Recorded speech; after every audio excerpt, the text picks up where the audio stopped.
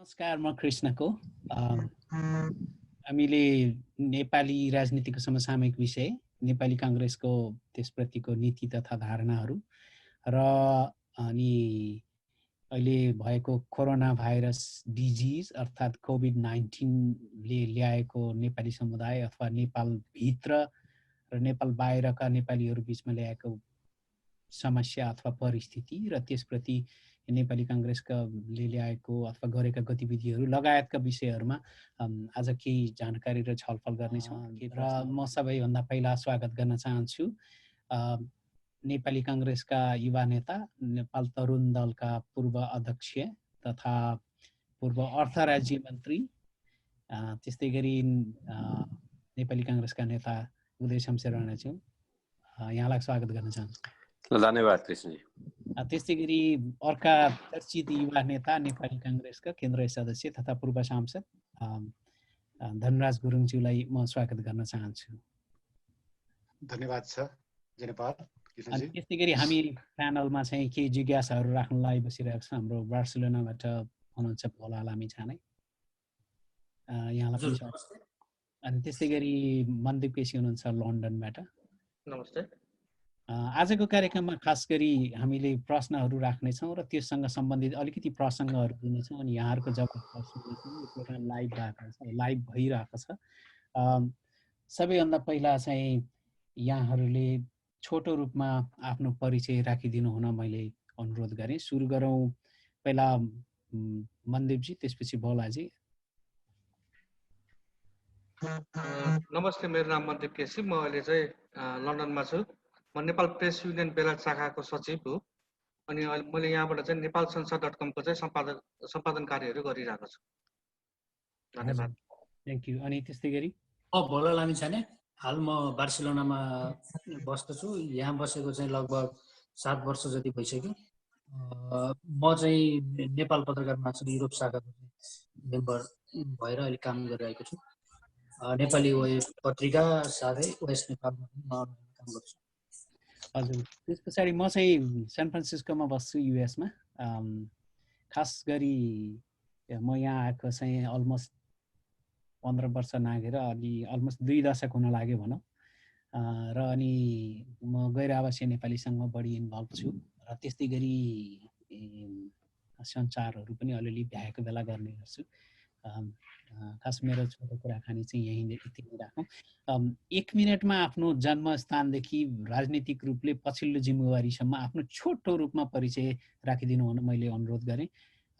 उदय शमशेर राणाजी।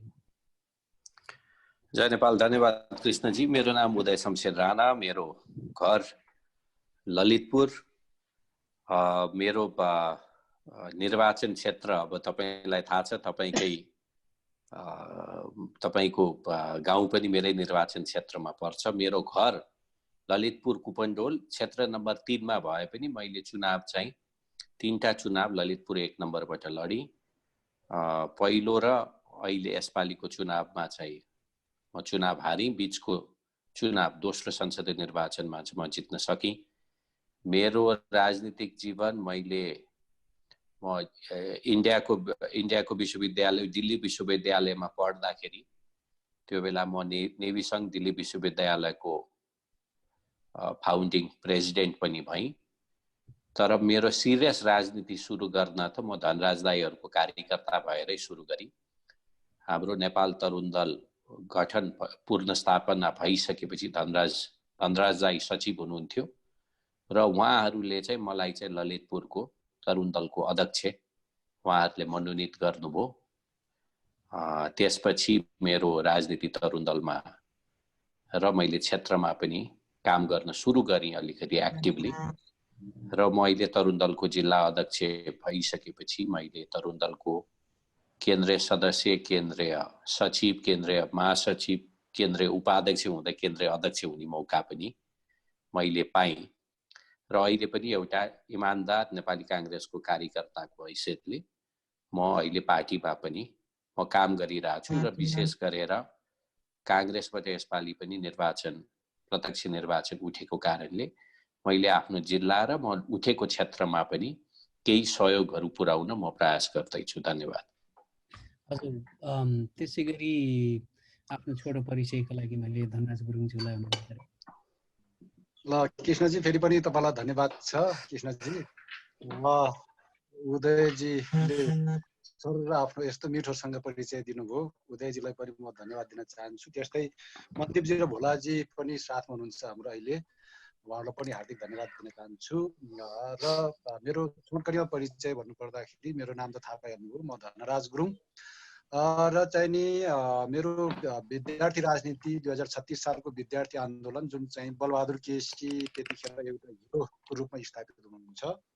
बलबहादुर केसी एउटा हिरोको रूपमा स्थापित हुँदै गर्दाखेरि मैले विद्यार्थी आन्दोलनबाटै जुलुसमा हिँडेर सुरु गरेको र 2040 सालमा म चाहिँ नेपाल विद्यार्थी सङ्घ स्याङ्जाको जिल्ला सचिव भएँ। भनेपछि आजभन्दा कति वर्ष पहिले रहेछु भन्दा 37 वर्ष पहिले रहेछु जिल्ला सचिव भएको जस्तो लाग्यो। 37 वर्षै भयो क्या। भनेपछि 2040 मा नेविसँग जिल्ला सचिव, त्यसपछि 2042 सालको यो चाहिँ नि हाम्रो सत्याग्रहमा मैले स्याङ्जा एकदमै नराम्रोसँग चुटाइ खाएको 25 जना थियौँ है। 25 जना मध्ये 24 जना पिटाइ खायौँ। अत्यन्तै नराम्रोसँग पिटाइ खाने मध्ये म आफू पनि हो। 2042 साल ज्येष्ठ 10 गतिको दिन थियो त्यो। र त्यसपछि पृथ्वीनारायण क्याम्पसमा चाहिँ नि अध्ययनको सिलसिलामा त्यहाँ सोभियत सभापति पनि उठे। 2048 सालको नेभी सङ्घको बुटोल महाधिवेशनमा केन्द्रीय उपाध्यक्ष निर्वाचित हुँदै 2053 नेभी सङ्घ केन्द्रीय अध्यक्ष। त्यसपछि उदय शमशेर मन्त्रीज्यूले भनिसक्नु भएको छ, निवर्तमान मन्त्रीज्यू हामी तरुण दलमा पुनर्स्थापित तरुण दलमा आयौँ। श्रद्धेय बालकृष्ण खाँड अध्यक्ष र म सचिवको रूपमा काम गऱ्यौँ। त्यसपछि चाहिँ नि 2067 सालको चाहिँ नि 12औं महाधिवेशनबाट म नेपाली काङ्ग्रेसको केन्द्रीय सदस्य निर्वाचित भएँ र 13औं महाधिवेशनबाट पनि केन्द्रीय सदस्य निर्वाचित भएँ। अब संविधान सभाको सदस्यको रूपमा 2 पल्ट काम गरेँ। भलै मैले चाहिँ नि प्रत्यक्षमै मागिराखेको थिएँ त्यतिखेर पनि, तर पनि नेताहरूले समानुपातिमा 2 चोटि समानुपातिमा राख्नु भएको थियो। र आज मैले भन्नै पर्छ, एउटा मलाई ग्लानी भइरहेछ कि हामीले म पनि एउटा 601 भित्र एउटा हस्ताक्षर गर्ने संविधान को चाहिँ नि संविधानमा हस्ताक्षर गर्ने मान्छे म पनि हुँ। तर आज मलाई यस्तो ग्लानी भइरहेछ कि म त्यो 600 भित्र एकजना गौरव गरिरहेको थिएँ, गौरव गर्ने गर्थेँ कि म एकजना हुँ 600 भित्र संविधान जारी गर्नेको हस्ताक्षर कर्ता हुँ भन्ने मलाई गौरव लागिराखेको थियो। तर आजको मितिमा मैले ग्लानी महसुस गरिराखेको छु। किन भन्दाखेरि मैले हस्ताक्षर गरेको संविधानमा नेपालको चाहिँ नि भूभाग नै छुट्ने गरेर हामीले नक्सा राखेका रहेछौँ। वास्तवमा त्यो त्यतिखेर हामीलाई थाहा भएन। म चाहिँ नि आत्मालोचना गर्न चाहन्छु जनताको बिचमा, 3 करोड नेपाली जनताको बिचमा अहिले माफी माग्न चाहन्छु। नेता भएपछि गल्ती भयो भने माफी माग्नुपर्छ, आत्मालोचना गर्नुपर्छ, गल्ती स्वीकार्नुपर्छ र त्यसपछि गल्तीबाट पाठ सिक्नुपर्छ भन्ने मलाई लाग्छ। त्यही गल्ती स्वीकार्दै हामीले अहिले जनताको बडो दबावको बिचमा हामीले फेरि नेपाल सरकारलाई चाहिँ नि नयाँ नक्सा त म भन्दिनँ, यो चाहिँ पुरानै हामीले कक्षा 8 को किताब पल्टाएर हेर्यो हुन्छ कि त्यो चाहिँ पुरानो नक्सामा जे थियो त्यस्तै लिम्पियाधुरा लगायतको चाहिँ भूभाग जुन थियो त्यही चाहिँ नक्सा अहिले फेरि जारी भएको छ। फेरि पनि चाहिँ यसरी घटनाक्रमहरू अघि बढ्दाखेरि राजनीतिमा उतार चढाव हुँदो रहेछ भन्ने मलाई लाग्छ। यति मात्रै निवेदन गरे अहिले, किन भन्दाखेरि चाहिँ परिचयको क्रममा यो चाहिँ नि संविधान सभा सदस्य पनि जोडिया कारणले गर्दाखेरि पनि मैले यो अहिले नै यो आत्मालोचना गरिहालौँ, अहिले पछि फेरि प्रश्नको उत्तरमा आउला नआउला भनेर मात्रै मैले यो जोडेँ। धन्यवाद छ।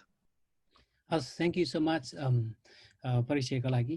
अनि अब हामी विषयमा प्रवेश गर्नेछौँ। आज खास गरी मुख्यतया 4-5वटा विषयहरूलाई यहाँ उठाउनेछौँ। पहिलो कुरा चाहिँ यो समसामयिक नेपाली राजनीति र अहिलेको नेपाली काङ्ग्रेसको त्यसप्रतिको धारणाको बारेमा। दोस्रो यो कोरोना भाइरससँग सम्बन्धित विषय र नेपाली काङ्ग्रेसले के कस्ता कामहरू गर्न सके यसप्रति चाहिँ अब कसरी जाने भन्ने कुराहरू यहाँहरूको कुराहरू सुन्नेछौँ।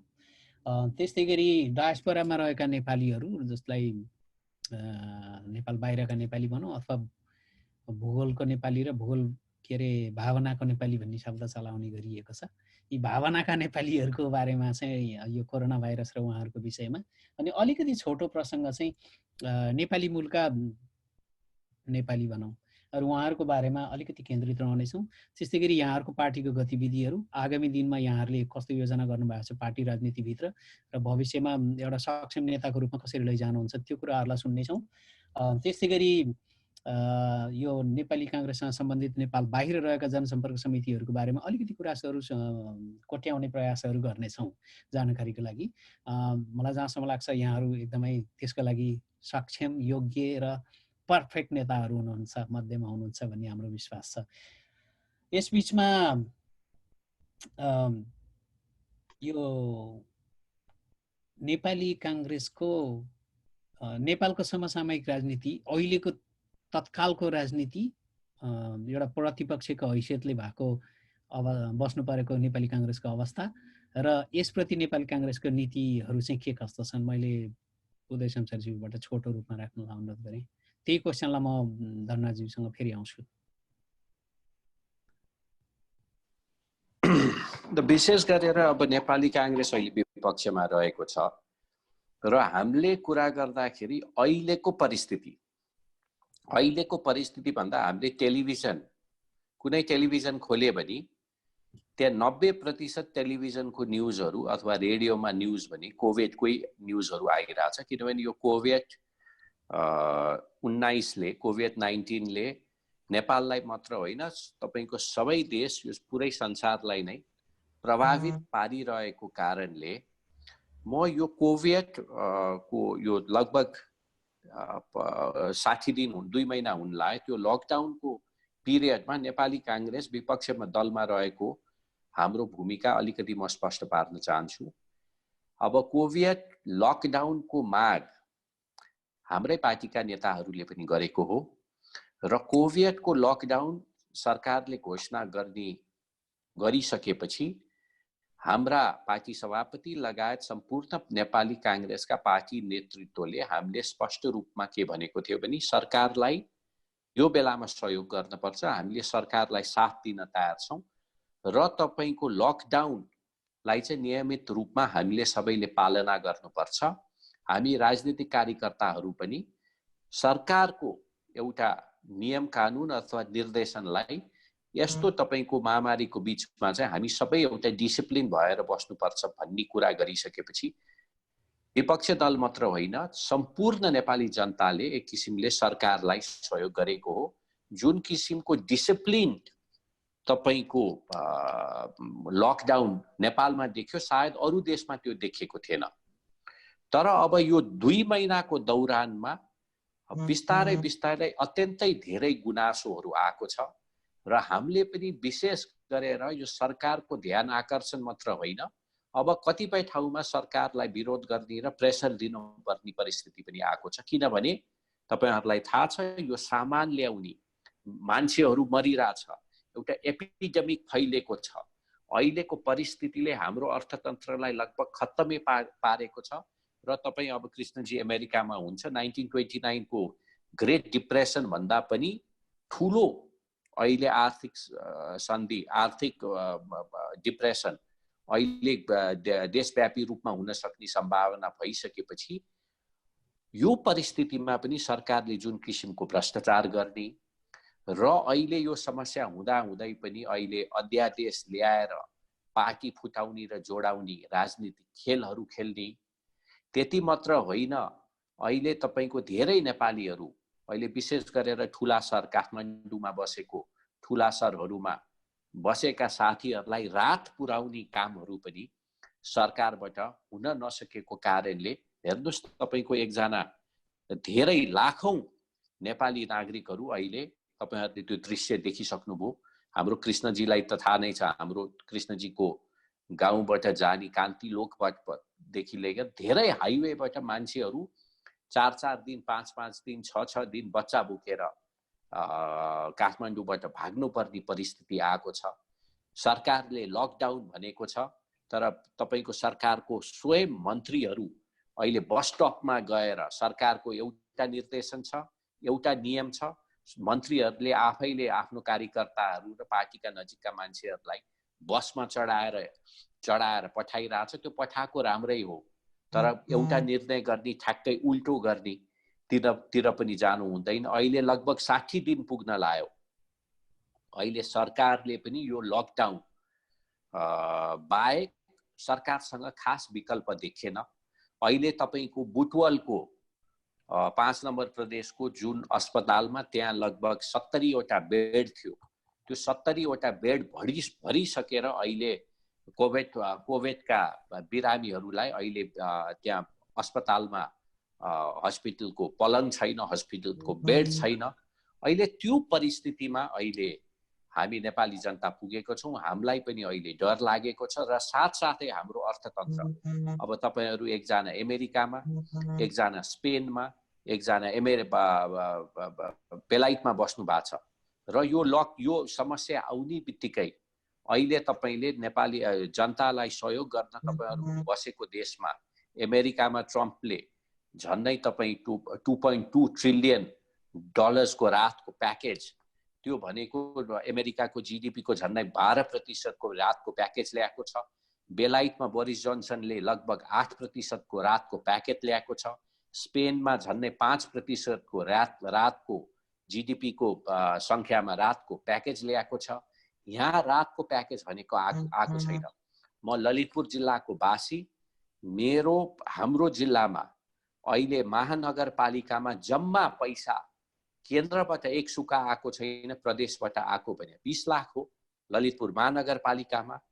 र तपाईको नगरपालिका 2टा नगरपालिका छ, त्यसमा तपाईको जम्मा पैसा आएको भने 12 लाख रुपैयाँको, र तपाईको गाउँपालिकाहरूमा जम्मा पैसा आएको भनेको 8 लाख रुपैयाँको। अहिले तपाईको गण्डकी प्रदेशमा धनराज दाइ भएको प्रदेशमा गाउँपालिकाहरूमा जम्मा 6 लाख आएको छ, नगरपालिकाहरूमा जम्मा तपाईको 10 लाख आएको छ, र महानगरपालिका पोखरामा जम्मा 20 लाख पठाएको छ। र यति पैसाले हामीले रात वितरण कसरी गर्न सक्छौं? अहिले जनताले खान नपाएर, आर्थिक समस्या आएर, बेरोजगारी भएर घरबाट निस्किन नसकेर अहिले तपाईको जुन किसिमको सहयोग नेपाली जनतालाई यो सरकारले पुर्याउनु पर्थ्यो, त्यो पुर्याउनबाट नगरपालिका र गाउँपालिकालाई वञ्चित गरेको छ। मैले तपाईहरुलाई उदाहरण दिइहालेँ।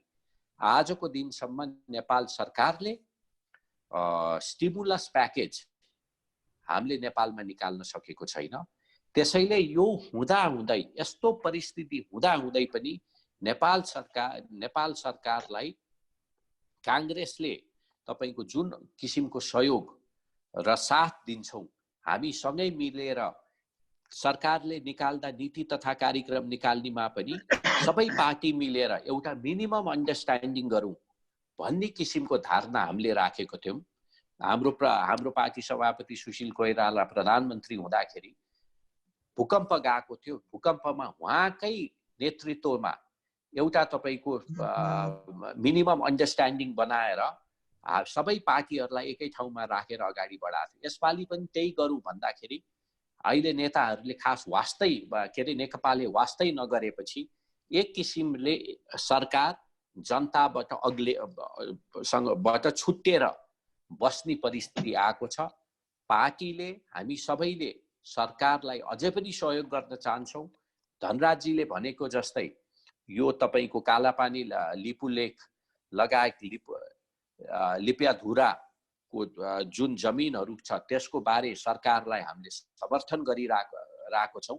तर सरकारले यस्तो परिस्थितिमा हाम्रो आग्रह छ, राजनीति मात्र खेल्दैन, देशै डुब्ने परिस्थितिमा अहिले सरकारले पुर्याइरहेको छ। र नेपाली कांग्रेस पनि विपक्षमा बसेर काम गर्न, हामीलाई पनि ननिल्नु नओकुल्नु, केमा विरोध गर्नु केमा विरोध नगर्नु भन्ने परिस्थितिमा यो सरकारले सबैलाई धकेर एउटा कुनामा पुर्याएको परिस्थिति छ। धेरै धेरै धन्यवाद। उहाँको जवाफप्रति यहाँहरुको मन्दिरजी म्युटमा हुनुहुन्छ, म्युट अनै गरेर। मेरो पालो के क्वेशन छ उहाँको जवाफप्रति? Cross question. अनि उहाँको जवाफप्रति ठिकै छ। हजुर, अनि नेपाल भोलाजी हजुर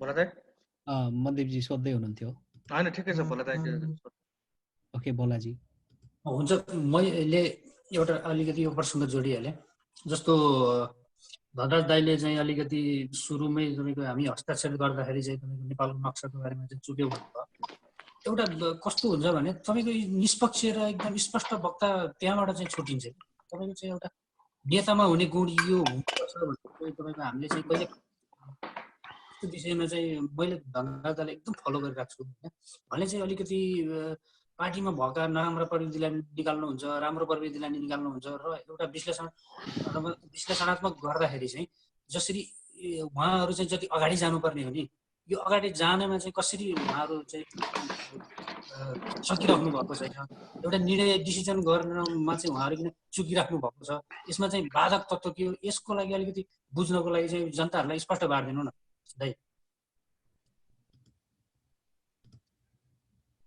धनराज दाइ हजुरलाई प्रश्न छ मलाई हो कि तपाईँलाई हो हजुर दाइ तपाईँलाई हो हजुर तपाईँलाई हो मलाई हो हजुर हजुर धन्यवाद छ तपाईँलाई म त उदयजीलाई नै हो कि जस्तो लागिरहेको थियो क्या यो चाहिँ नि अब पार्टीभित्र त चाहिँ नि के हो भन्दाखेरि हामीले आफूले काम गर्दै जाने हो होइन काम गर्दै जाँदाखेरि अब अगाडि पछाडिको कुरा हुँदैन नेताले नेता जन्माउनु पर्छ भन्ने मेरो मान्यता रहिआएको छ सधैँ कार्यकर्तालाई आफ्नो दास बनाएर पछाडि मात्रै लगाइराख्ने नेता त्यो नेता हुँदैन नेताले सधैँ नेता जन्माउने कोसिस गर्नुपर्छ त्यो क्रममा चाहिँ नि हामी आफै छौँ र position is not a leader भन्ने मैले आफै भन्ने गर्छु पोजिसन कहिल्यै पनि पद नै नेता होइन र एक्सन इज लिडर तपाईँ हामी जे गर्छौँ त्यो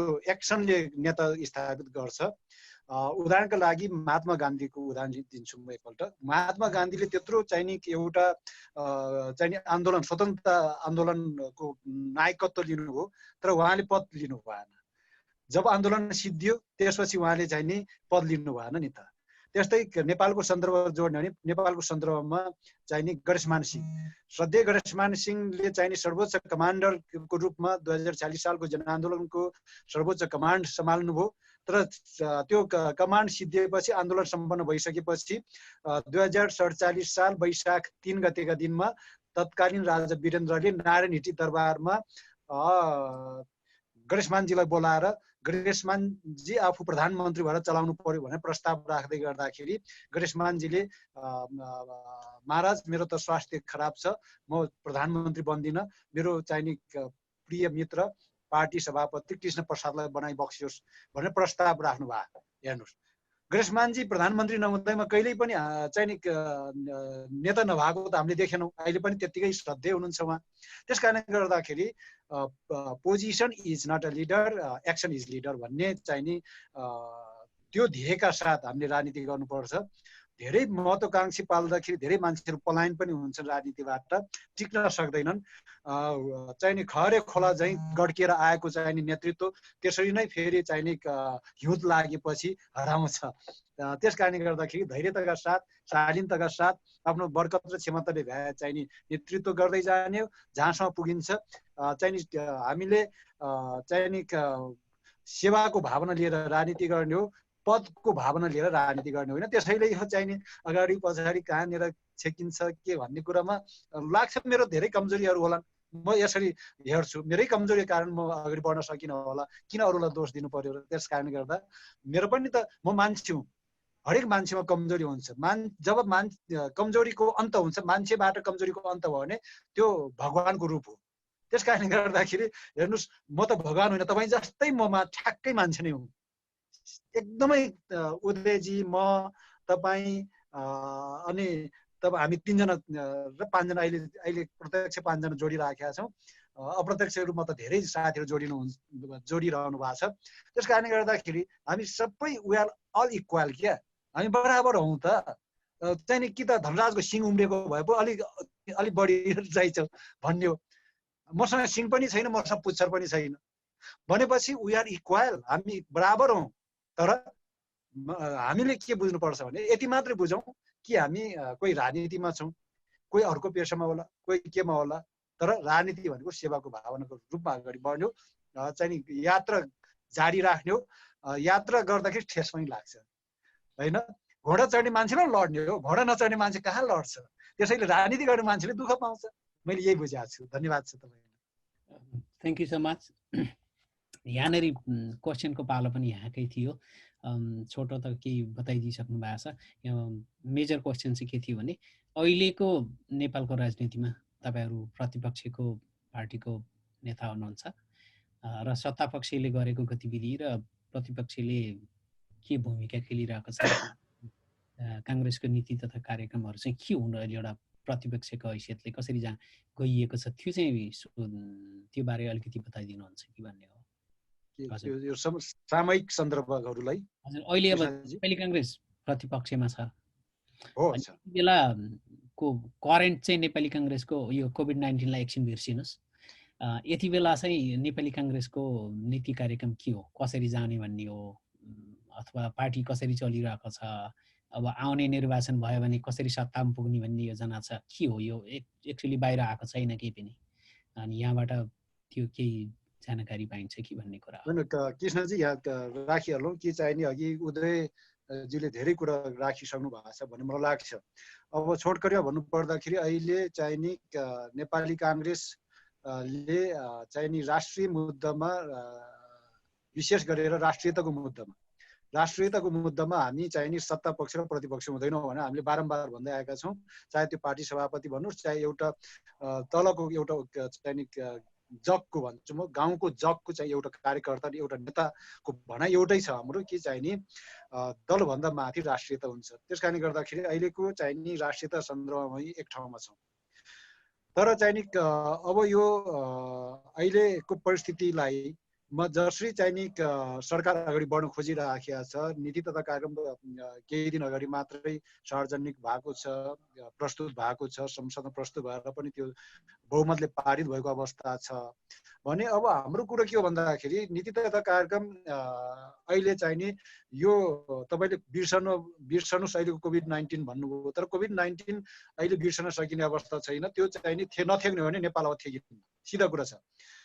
र कोभिड-19 को भाइरस जुन भन्छौँ हामी कोरोना भाइरस भन्दा ठुलो भाइरस नेपालमा सदियौँदेखि बसिराखेको भाइरस के भन्दाखेरि भ्रष्टाचारको भाइरस हो। भ्रष्टाचारको भाइरस जस्ता तस्तै त्यो भ्रष्टाचारको भाइरसलाई कसरी अन्त गर्ने भन्ने पनि नेपाली काङ्ग्रेसको एउटा चाहिँ नि अहिले ठुलो हाम्रो छलफलको हामी बिचमा छलफल भइरहेको छ। अस्ति भर्खरैको 1 महिना पनि भएको छैन हाम्रो केन्द्रीय समिति बैठक पनि यो चाहिँ नि जुन भ्रष्टाचारको भाइरसको कुरा गरिरहेको छु मैले, स्वास्थ्य उपकरण खरिद गर्दा भ्रष्टाचार गर्छन्, अनि त्यो ओम्नी कम्पनीलाई खारेज गरियो, ल यसको चाहिँ नि सम्झौता खारेज गरियो, कालो सूचीमा राखियो, धरोहरी जफत गरियो भन्छ। त्यसैलाई अहिले चाहिँ नि न कालो सूचीमा राखियो भने अब त्यसको व्याख्या नगरिकन म के भन्न चाहन्छु भने कि चाहिँ यो अहिले जुन मुलुकमा भ्रष्टाचार भएको छ त्यो भ्रष्टाचारको विरुद्धमा आन्दोलनको तयारी पनि हामी भित्र गरिरहेका छौँ। लकडाउन छ तथापि अब मैले अघि नै भने नि कोरोना भाइरस भन्दा नि ठुलो भाइरस हो यो चाहिँ भ्रष्टाचार भने। त भ्रष्टाचारका कारणले गर्दाखेरि नेपाल कहिल्यै माथि उठ्न सकेका छैन, गरिब छ, सधैँ खाली मगन्दे बनाइदिएको छ। केही नेताहरू धनी हुने अनि हामी सधैँ गरिब, सधैँ भिख माग्दा, सधैँ चाहिँ विदेशसँग अनुदान माग्नु पर्ने, अनुदान दिने देश पो बनाउने हो त। त्यस कारणले गर्दाखेरि नेपाली काङ्ग्रेस अहिले यो मुलुकको भ्रष्टाचारको भाइरसलाई पनि सँगसँगै अन्त गरिदिने, यो कोभिड-19 को भाइरस जुन छ कोरोना भाइरसको नियन्त्रण सँगसँगै भ्रष्टाचारको विरुद्धमा हामी चाहिँ नि एउटा कार्यक्रम लिएर अगाडि बढ्ने भन्ने हाम्रो रणनीति रहिआएको छ। त्यसको बिचमा हामीले केन्द्रीय समितिमै यो छलफल गरिसकेका छौँ र यो अहिलेको सरकारको नैतिक र राजनीतिक धरातल सिद्धियो, यो सत्तामा रहने राजनीतिक र नैतिक धरातल सिद्धिएको छ। अहिले चाहिँ नि यो झन्डै 2/3 भन्दैछु, झन्डै 2/3 सरकारले न समस्या समाधान गर्छ। अब यो चाहिँ नि अहिलेको समस्या भनेको त महामारी हो नि त। महामारीको सन्दर्भमा नीति छ न कार्यक्रम छ, नीति पनि छैन कार्यक्रम पनि छैन। यस्तो सरकार बाट देश चल्छ, यस्तो सरकारबाट महामारीको नियन्त्रण हुन सक्छ। अनि भन्दिने के भन्दाखेरि के चाहिँ नि विदेशमा भएका नेपालीहरूलाई घरवार्ती ल्याएर चाहिँ नि यो घरवार्ती ल्याएर यो मुलुकमा के यो कोरोना फैलाउनु छ र अनि देश स्वतन्त्र पार्ने हो र भनेर अनि फेरि प्रधानमन्त्री जस्तो कार्यकारी प्रमुखले भनिदिने, मुलुकको कार्यकारी प्रमुख त यो मुलुकको अभिभावक हो नि त, 3 करोड नेपाली जनताको अभिभावक होइन र, 3 करोड जनताको प्रधानमन्त्री होइन र, चाहे त्यो विदेश हुन् चाहे नेपालमा हुन् वा विदेशमा हुन्, तिनै जनताले तिरेको करबाट अब चाहिँ चिल्लो गाडी चढेर हिँड्ने, अब चाहिँ नि मिठो खाने, आफ्नो चाहिँ उपचार त्यही नेपाली जनताले तिरेको करबाट गर्ने। अनि त्यही प्रधानमन्त्री के भनिदिन्छन् भन्दाखेरि अप्ठ्यारो परेको जनतालाई कि घरवार्ती ल्याएर कोरोना फैलाएर 70 पार्ने हो, हैसियत छैन भने राजीनामा दिँदै हुन्छ, क्षमता नहुनेले राजीनामा दिँदै हुन्छ। धनराज गुरुङले यदि चाहिँ नि पदमा रहेर काम गर्न क्षमता देखाउन सक्दैन भने त विदिन द मिनट राजीनामा दिनुपर्ने हुन्छ नि त। त्यस कारणले गर्दाखेरि गैर जिम्मेवार ठाउँमा पदमा बसेर गैर जिम्मेवारी कुरा गर्न कसैले पनि पाउँदैन, कुनै पनि नेताले पाउँदैन। त्यस कारणले गर्दा नेपाली चाहिँ काङ्ग्रेस अहिले ठ्याक्कै के हो भन्दाखेरि कि अहिले चाहिँ नि हामीले आफ्नो आन्तरिक विषयहरू पनि थुप्रै छन्। आन्तरिक विषयमा महाधिवेशन त निश्चित रूपमा हाम्रो केही धकिली नै भयो कोभिड-19 का कारणले गर्दाखेरि। त्यस कारणले गर्दाखेरि अहिले हामी चाहिँ नि वास्तवमा यो कोभिड-19 को समस्या जुन छ त्यसको नियन्त्रणमा हामी साथ दिन, अघि नै उदयजीले भने जस्तै साथ दिन चाहन्छौँ, तर साथ कति लिने कति नलिने भन्ने सरकार पक्षको कुरा हो। सरकार कसरी हिँडिराखेको छ नेपाली जनतालाई सबैलाई थाहा छ। अनि त्यो सँगसँगै चाहिँ नि हाम्रो मूल उद्देश्य के भन्दाखेरि अहिले जुन जसरी भ्रष्टाचार भइराखेको छ, झन्झन दिन प्रतिदिन भ्रष्टाचार भइराखेको छ, त्यसलाई पनि सँगसँगै भ्रष्टाचारको भाइरसलाई पनि नियन्त्रण गरेर अगाडि बढ्ने हाम्रो चाहिँ नि एउटा योजना, रणनीति भन्दा नि यसलाई कार्ययोजना भनौँ, कार्ययोजनाका साथ हामी अगाडि बढ्न खोजिरहेका छौँ। अहिले यति भनौँ। हस्, थ्याङ्क यू।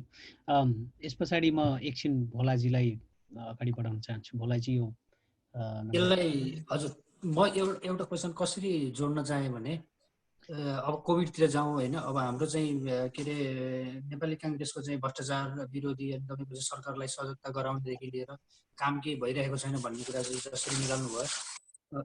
हिजो मात्रै तपाईँको हामी न्युजमा के पढ्यौँ भने अस्पतालमा तपाईँको कोरोना लागेको मरेको लासलाई निकाल्न सकेन भने तपाईँको चाहिँ के तयारी गर्नु भएको छ सरकारलाई अथवा तपाईँको हाम्रो नेपाली काङ्ग्रेस सरकारमा हुने सांसद सबैलाई तपाईँको चाहिँ जुन कोभिड-19 जुन समिति छ, समितिले के काम गरेछ तपाईँको चाहिँ एउटा लास पनि तपाईँको चाहिँ लिएर तपाईँको चाहिँ एउटा राम्रोसँग जलाउन एउटा व्यवस्थापन गरेको छैन भने तपाईँको सरकारले कोरोना भाइरसको लागि 60 दिन लकडाउन गरेर के गर्यो? यो विषयमा चाहिँ तपाईँ दुईजनालाई नै मैले क्वेसन राख्न चाहन्छु। फर्स्टमा हजुर उदयजीले भन्ने कि मैले भन्ने? दुवैजना भन्नुभयो जस्तो लाग्छ। उदयजीले अगाडि गरिदिनुहोस् किनभने छोटोमा उदयजीलाई ल अहिलेको परिस्थितिमा खास हामी पनि अल्मल्या छौँ। कोरोना भाइरसको वार्निङ हामीलाई जब पहिलो एकजना महिला जो फ्रान्सबाट आएको थियो उसलाई कोरोना लागेपछि हामीसँग 3.5 महिना जति समय थियो। तपाईहरुको युरोपमा वार्निङ बिना कोरोना भाइरस युरोपमा आयो, त्यसैले यो युरोपका नेताहरू अल्मलेको थियो। तर हाम्रो निम्ति लगभग 3.5 महिना तयारी गर्ने टाइम थियो। त्यो समयमा तपाईको एउटा हस्पिटल तयार भएन, एउटा भेन्टिलेटर थपिएन। आजको दिन सुदूरपश्चिममा मैले बुझेको अनुसार एउटा भेन्टिलेटर छ। हुँदा अघि धनराजीले भनिसक्नुभयो, हामीले 3.5 महिनामा जब कोभिडको च्याप नलागेको बेलामा कोभिड नेपालमा पनि आउँछ भन्ने हामीले बुझिसकेको बेलामा पनि हामीले त्यो पीपीपी सुट पनि ल्याउन सकेन, त्यहाँ गगल्स पनि ल्याउन सकेन र डाक्टरहरूलाई जुन आवश्यक कोभिडको ट्रेनिङ पनि दिन सकेन। र तपाईले भनेको कुरा के हो भने अब हाम्रो जुन हिसाबले तपाईहरुको युरोपमा कोभिड फैल्यो, नेपालमा पनि अब फैलिने सम्भावना प्रबल छ। फैलिहाले भने भगवान भरोसा पशुपतिनाथले हामी नेपालीहरूलाई रक्षा गरोस् भन्ने बाहेक परिस्थिति अरू केही देखिन्न। धनराज दाइ ल मैले भनिहालेँ है त यसै बिचमा फेरि पनि भोलाजीले चाहिँ नि सोध्नु भएको छ र चाहिँ नि यो चाहिँ नि लासै उठाउन नसक्ने भन्नुभएको छ। वास्तवमा यो मुलुक दुर्भाग्य जस्तै लाग्छ मलाई कहिलेकाहीँ। अब उदयजीले भनेको कुरा फेरि दोहोऱ्याउनु परेन होइन, उहाँले भनेर मैले भने एउटै हो। त्यसो भए त्यसैमा चाहिँ नि जोड्न चाहेँ मैले, उहाँकैमा जोडेर अगाडि बढ्न चाहेँ। भोलाजी के हो भन्दाखेरि यो गजब छ क्या, यो मुलुकको विडम्बना यस्तै छ भने। अब मेरो भनाइ के हो भन्दाखेरि कि चाहिँ नि यो एकदम उच्च जोखिममा रहेको क्षेत्रबाट आउने माननीय सांसदहरूको स्वाब टेस्ट गर्नु ठिकै हो। एकातिर चाहिँ नि क्वारेन्टाइनमा बसिराखेका चाहिँ नि नेपालीको 20 दिन पुग्दाखेरि पनि चाहिँ नि यो परीक्षण किट्सको अभावमा स्वाब टेस्ट नहुने। अर्कोतिर एकदम 40 दिनदेखि एकदम आफ्नो घरमा आनन्दसँग बसेका नेताहरूलाई निःशुल्क स्वाब टेस्ट गर्नुपर्ने, अनि मरिसकेपछि स्वाब टेस्ट हुन्छ। लासको त कुरा छोड्छ, मरिसकेपछि स्वाब टेस्ट भएको छैन भने क्या। मृत्यु अगाडि अगाडि अनि स्वाब टेस्ट पछाडि पछाडि, योभन्दा विडम्बना, योभन्दा दिगदार लाग्दो नेपालका देश कहाँ देखिया होला भने क्या। हेर्नुहोस् त, बडो अचम्म छैन? चाहे त्यो सिन्धुपाल्चोकको चाहिँ महिला बहिनीको घटनाको कुरा गर्नुहोस्, चाहे त्यो चाहिँ नेपालगञ्जको घटनाको कुरा गर्नुहोस्, मान्छे मरिसकेपछि अनि लास यतिकै राखेर अनि त्यो स्वाब टेस्ट गरेर स्वाब टेस्टको परीक्षण गरेर अनि त्यसको के हो यो नेगेटिभ पोजिटिभ के छ भनेर आएपछि बल्ल लास लानुपर्ने अवस्था भनेपछि नेपालको चाहिँ नि किन यस्तो भइराखेको छ? बडो गजब छ। त्यो महामहिम राष्ट्रपतिसम्मकोलाई चाहिँ निःशुल्क स्वाब टेस्ट अहिले के भन्छ सरकार भन्दाखेरि प्राइभेट पनि गर्न पाइन्छ तर 15,000 तिरेर गर्न पाइन्छ। गरिब जनतालाई 15,000। मौलिक हक कहाँ छ? हामीले लेखेका संविधानमा मौलिक हक छैन, स्वास्थ्य सम्बन्धी हक छैन।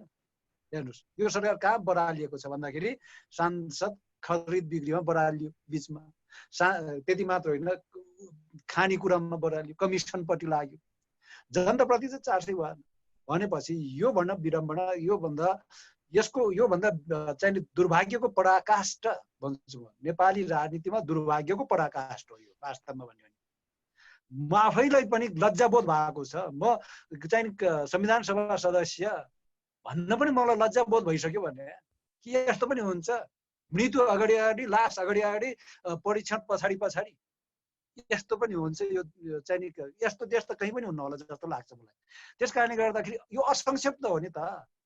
यस्तो असक्षम भइसकेपछि पनि फेरि ठुलो कुरा गरेर बस्छन् बा, फेरि पनि हामी नै हौँ सबै कुरा भन्छन्, महारथी महाराज हामी नै हौँ भन्छन्। त्यस कारणले गर्दाखेरि अब चाहिँ नि मृत्यु अगाडि अगाडि, स्वाब टेस्ट पछि पछि हुने देशमा लासको व्यवस्थापनको सन्दर्भ भने त्यस्तै हो, त्यहीसँग जोडिएको यो पनि।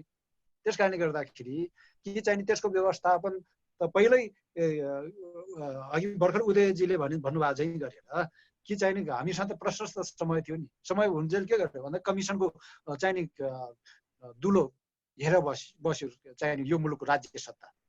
अनि त्यसरी कहाँबाट व्यवस्थापन हुन्छ? अहिलेको क्वारेन्टाइनको अवस्था हेर्नुहोस् त।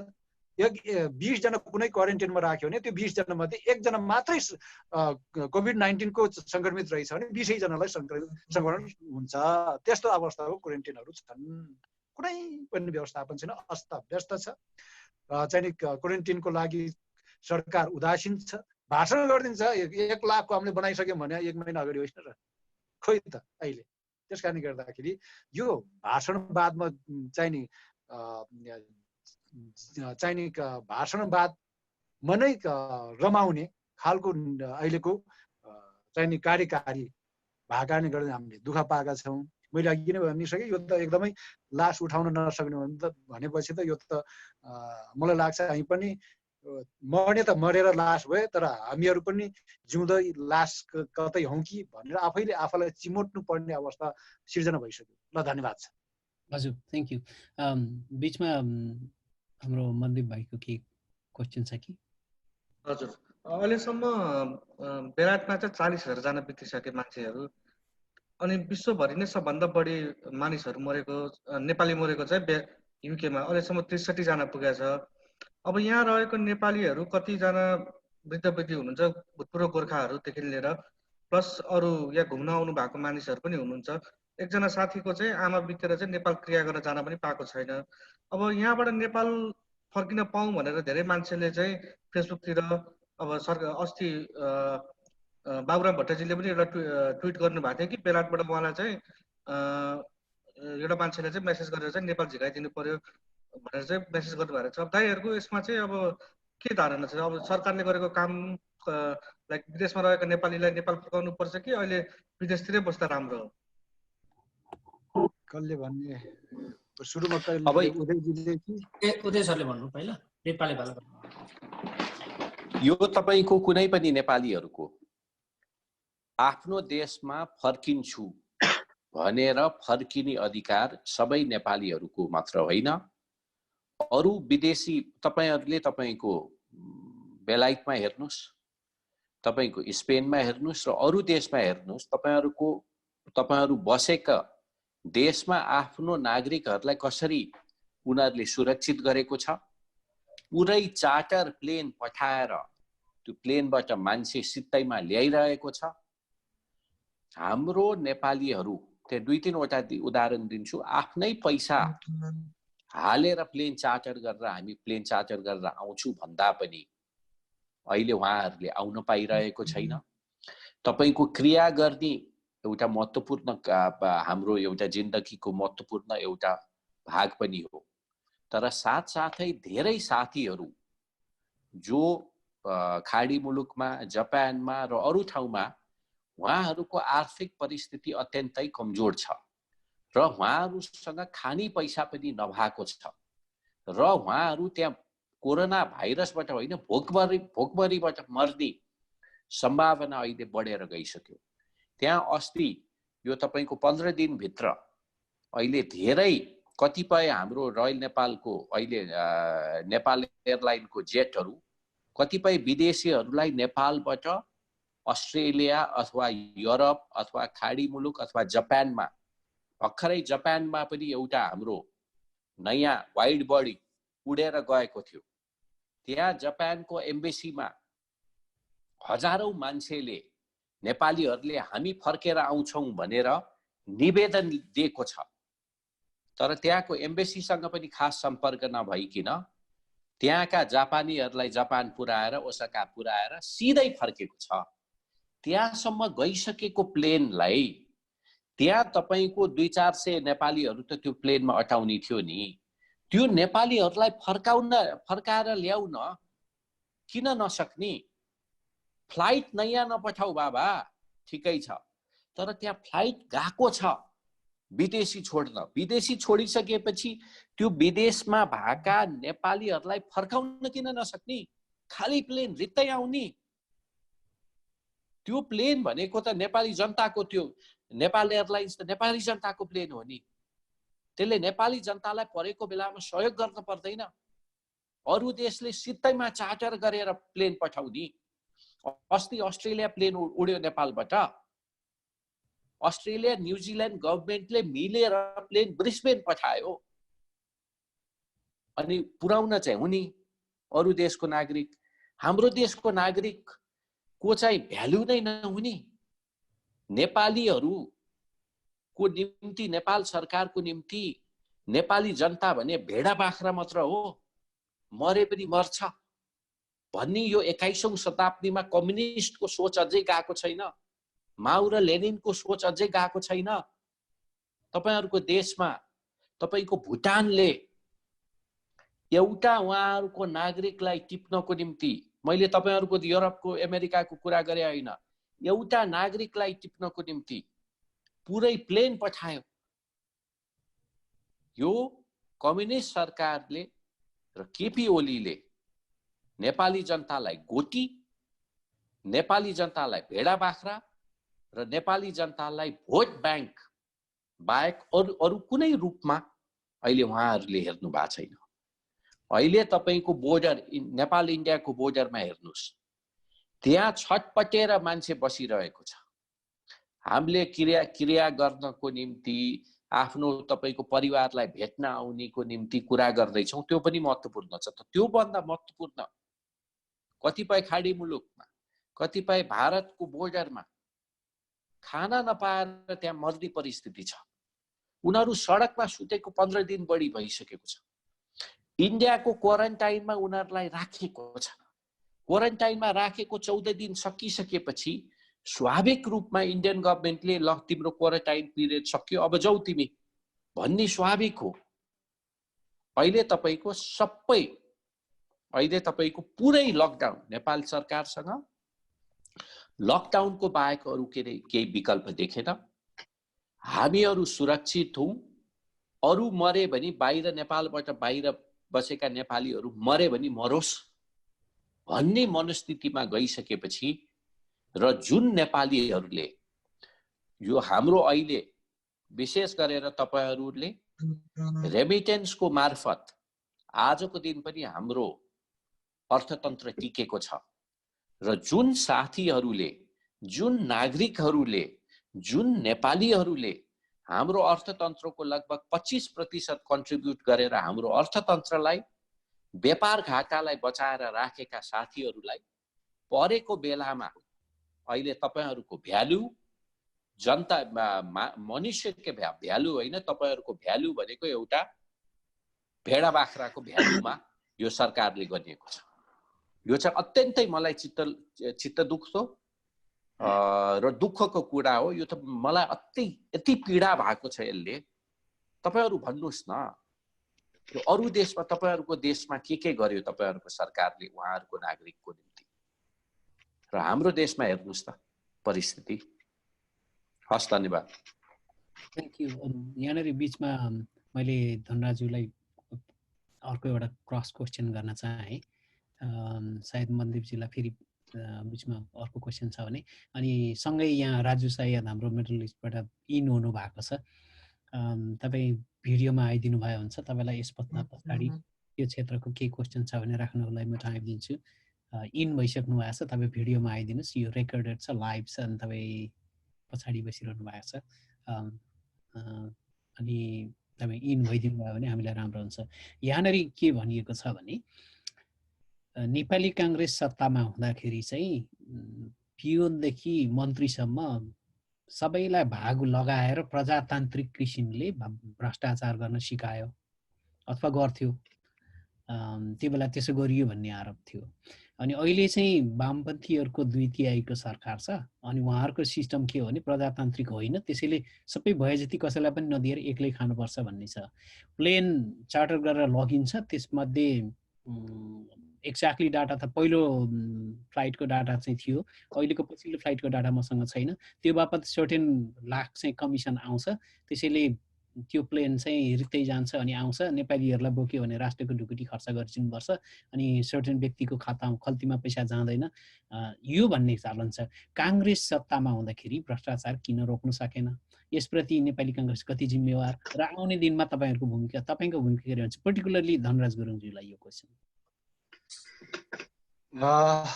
कृष्णजी, यहाँ चाहिँ नि अघिल्लो प्रश्नको त हाम्रो उदयजीले सबै प्रश्नको उत्तर दिइसक्नु भएको छ। एकदमै राम्रोसँग उत्तर दिनुभएको छ उहाँले। सबै चाहिँ नि उहाँले दिनुभएको उत्तरमा मेरो पुरा म सहमत र चाहिँ नि समर्थन गर्छु। र कृष्णजीले जोड्नु भएको प्रश्नमा आउनुभन्दा अगाडि अलिकता मात्रै अघिल्लो उदयजीसँग फेरि अलिकता जोड्न चाहेँ। मैले जोड्न मात्रै चाहेँ, सहमति होइन, मैले अघि भनिसकेँ पुरै सहमत, र अलिकता जोड्नु पर्छ भन्ने मलाई लाग्छ। किन भन्दाखेरि जनता बिनाको राष्ट्र बन्दैन, जनता र माटो दुईटा कुरा मिलेर मात्रै राष्ट्र बन्छ भन्ने मलाई लाग्छ। अब जनता र माटो मिलेर राष्ट्र बन्ने हो, र अर्को सँगसँगै फेरि के हो भन्दाखेरि चाहिँ नि जनताको अभिभावक राज्य सत्ता हो। मैले बुझेको जनताको अभिभावक राज्य सत्ता हो, र राज्य सत्ता जनताको कहिले पनि शत्रु हुन सक्दैन। मैले बुझेँ यही हो।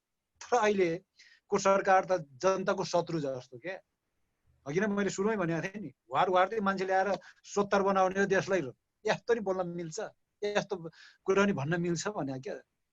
सँगै बाँचे सँगै बाँचौँ, मरे सँगै मरौँ, सिद्धान्त त यो हो नि। राजनीति गर्ने मान्छेले त्यो आँट लिनुपर्छ। त्यस कारणले गर्दाखेरि म बाँचौँ, म चाहिँ खोपीमा बसौँ, जनताले तिरो करबाट चाहिँ खाएर म चाहिँ लुकेर बसौँ, बालुवाटार भित्र कोठामा बसौँ, कतै कोभिड-19 को भाइरस झुक्किएर नि नपसोस्, मेरो शरीरमा त के चाहिँ नि 5 किलोमिटर पनि वर पनि नआओस्, म मात्रै बाँचौँ। जनता मरे मरोस्, बाँचे बाँचोस्, उतै कोही चाहिँ खाडीतिर मरोस्, कोही चाहिँ नि यता के अरे सिमाना भारतको सिमानामा मरोस्, कोही चाहिँ नि उतै युरोपतिरै अमेरिकातिरै मरोस्। त्यस्तो चाहिँ घृणित पिँध मानसिकता भएको चाहिँ नि नेतृत्व भएपछि योभन्दा मैले धेरै भन्न आवश्यक छैन भन्ने मलाई लाग्छ। त्यस कारणले गर्दाखेरि नेता त कस्तो हुनुपर्छ भन्दाखेरि जनतासँगै बस्ने, जनतासँगै खाने, जनतासँगै सुत्ने, जनतासँगै उठ्ने, जनतासँगै हिँड्ने, त्यो नि त नेता भनेको। नेतृत्व भनेको त त्यो। मैले चाहेको नेतृत्व भने त्यो प्रजातन्त्रमा, लोकतन्त्रमा, गणतन्त्रमा नेता त्यस्तो हुन्छ। निरङ्कुश तन्त्रमा मात्रै जनता र नेतामा धेरै अन्तर हुन्छ, तर प्रजातन्त्रमा, गणतन्त्रमा, लोकतन्त्रमा जनतासँगै नेता हुन्छ भन्ने मान्यता राख्छु मैले। मैले पढेको गणतन्त्र, मैले पढेको लोकतन्त्र, प्रजातन्त्र, त्यो प्रजातन्त्र हो। तर अहिले ठ्याक्कै चाहिँ निरङ्कुश तन्त्र भोगेका छौँ हामीले, एकदलीय निरङ्कुश तन्त्र, जसले चाहिँ जनताको अनुहार हेर्नु पर्दैन, तर जनताले दिएको करबाट चाहिँ नि सुख भोग मात्रै गर्न जाने हुन्छ। यति मात्रै जोडे मैले। अरू चाहिँ नि उदयजीले भनेकैमा मैले पूरक मात्रै गरे, अलिकति थप्न मन लाएर थप्याएँ।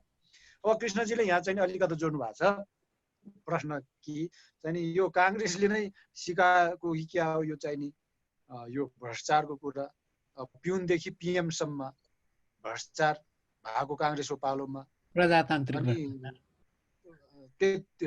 मेरो त भनाइ के छ भन्दाखेरि हो, त्यही भएर चाहिँ नि गल्ती भएको छैन म भन्दिनँ, तर काङ्ग्रेसले नै अख्तियार दुरुपयोग अनुसन्धान आयोग गठन गरेको काङ्ग्रेसले, यो कुरा बुझ्न आवश्यक छ। आफैको विरुद्धमा चाहिँ अनुसन्धान गर्न सक्ने हैसियतको आयोग बनाएको काङ्ग्रेसले। तर अहिलेको सरकारले के गर्दैछ, त्यो आयोगको सबै अख्तियार अनुसन्धान आयोगको चाहिँ नि दारा नङ्ग्रा झिक्न थालिसकेका छ। आयोगले चाहिँ नि अख्तियारले छानबिन गर्यो भने जुरुक्क उठेर सुतिराख्या प्रधानमन्त्री जुरुक्क उठेर यहाँ भ्रष्टाचार केही पनि भएको छैन भनिदिन्छ। मन्त्रीहरूलाई यसो मन्त्रीको नाम जोडियो भने आफै उठेर प्रधानमन्त्रीले छोप्न आउँछ भ्रष्टाचार काण्डमा। बडो गजब छ। यसो भन्दै गर्दाखेरि के काङ्ग्रेसले चाहिँ नि काङ्ग्रेसले मान्छेहरू, केही मान्छेहरूले त चाहिँ जेल पनि बस्यो नि त, मुद्दा पनि खेप्यो नि त। तर कुरो के हो भन्दाखेरि एउटै प्रकारको मुद्दामा कोहीलाई लाग्ने कोहीलाई नलाग्ने हुनुहुन्न भन्ने मान्यता पनि राख्छु म। जस्तै उदाहरणका लागि 2057 मा लाउडा काण्ड घट्यो, जहाज भाडा प्रकरण काण्ड घट्यो। त्यतिखेर ताडेन्द्र दत्त चटोत, काङ्ग्रेसका नेता ताडेन्द्र दत्त चटोतजी पर्यटन मन्त्री हुनुहुन्थ्यो। लाउडा काण्ड गर्दाखेरि उहाँमाथि मुद्दा लगाइयो। उहाँको मुद्दा अहिले पनि सर्वोच्च अदालतमा बाँकी नै छ। हेर्नुहोस्, ताडेन्द्र दत्त चटोतजीको मुद्दा अहिले पनि बाँकी छ। न्यायको कठघरमा उहाँ उभिनु। तर 2055 मा यो चेजिआर काण्ड घट्यो। चेजिआर काण्ड, यमलाल कडेल भन्ने चाहिँ नि नेकपा माले, त्यतिखेर माले बनेको थियो, नेकपा मालेको चाहिँ नि एकजना नेता त्यतिखेर मन्त्री थिए, पर्यटन मन्त्री थिए।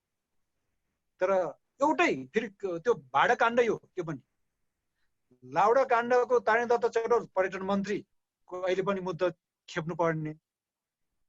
तर नेकपाको नेता पर्यटन मन्त्री हुँदाखेरिको चेजिआर काण्डको चाहिँ मुद्दा डिसमिस हुन्छ। एउटै प्रकरण छ, फेरि केही फरक छैन। त्यस्तै गरी 2055 मा त्यस्तै गरेर चाइना साउथ वेस्ट काण्ड घट्यो। हङकङ राणाजी त्यहाँको जिएम थिए, पर्यटन मन्त्री भीम रावलजी हुनुहुन्थ्यो। भएको कुरा त म त फ्याक भन्ने मान्छे हो। अनि चाहिँ नि अख्तियारले सेम त्यही हङकङमा एउटा चाहिँ नि नक्कली चाहिने कम्पनी हुँदै नभएको कम्पनी कागजी कम्पनी बनाएर त्यतिखेर पनि घाटा खुवाए। भाडा काण्ड नै हो त्यो पनि। खोइ त कहाँ गयो त्यो मुद्दा?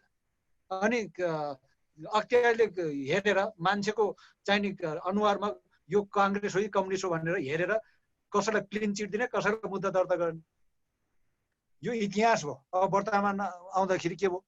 अस्ति भर्खरै ललिता निवास काण्ड काण्डमा के भयो हेर्नुहोस्।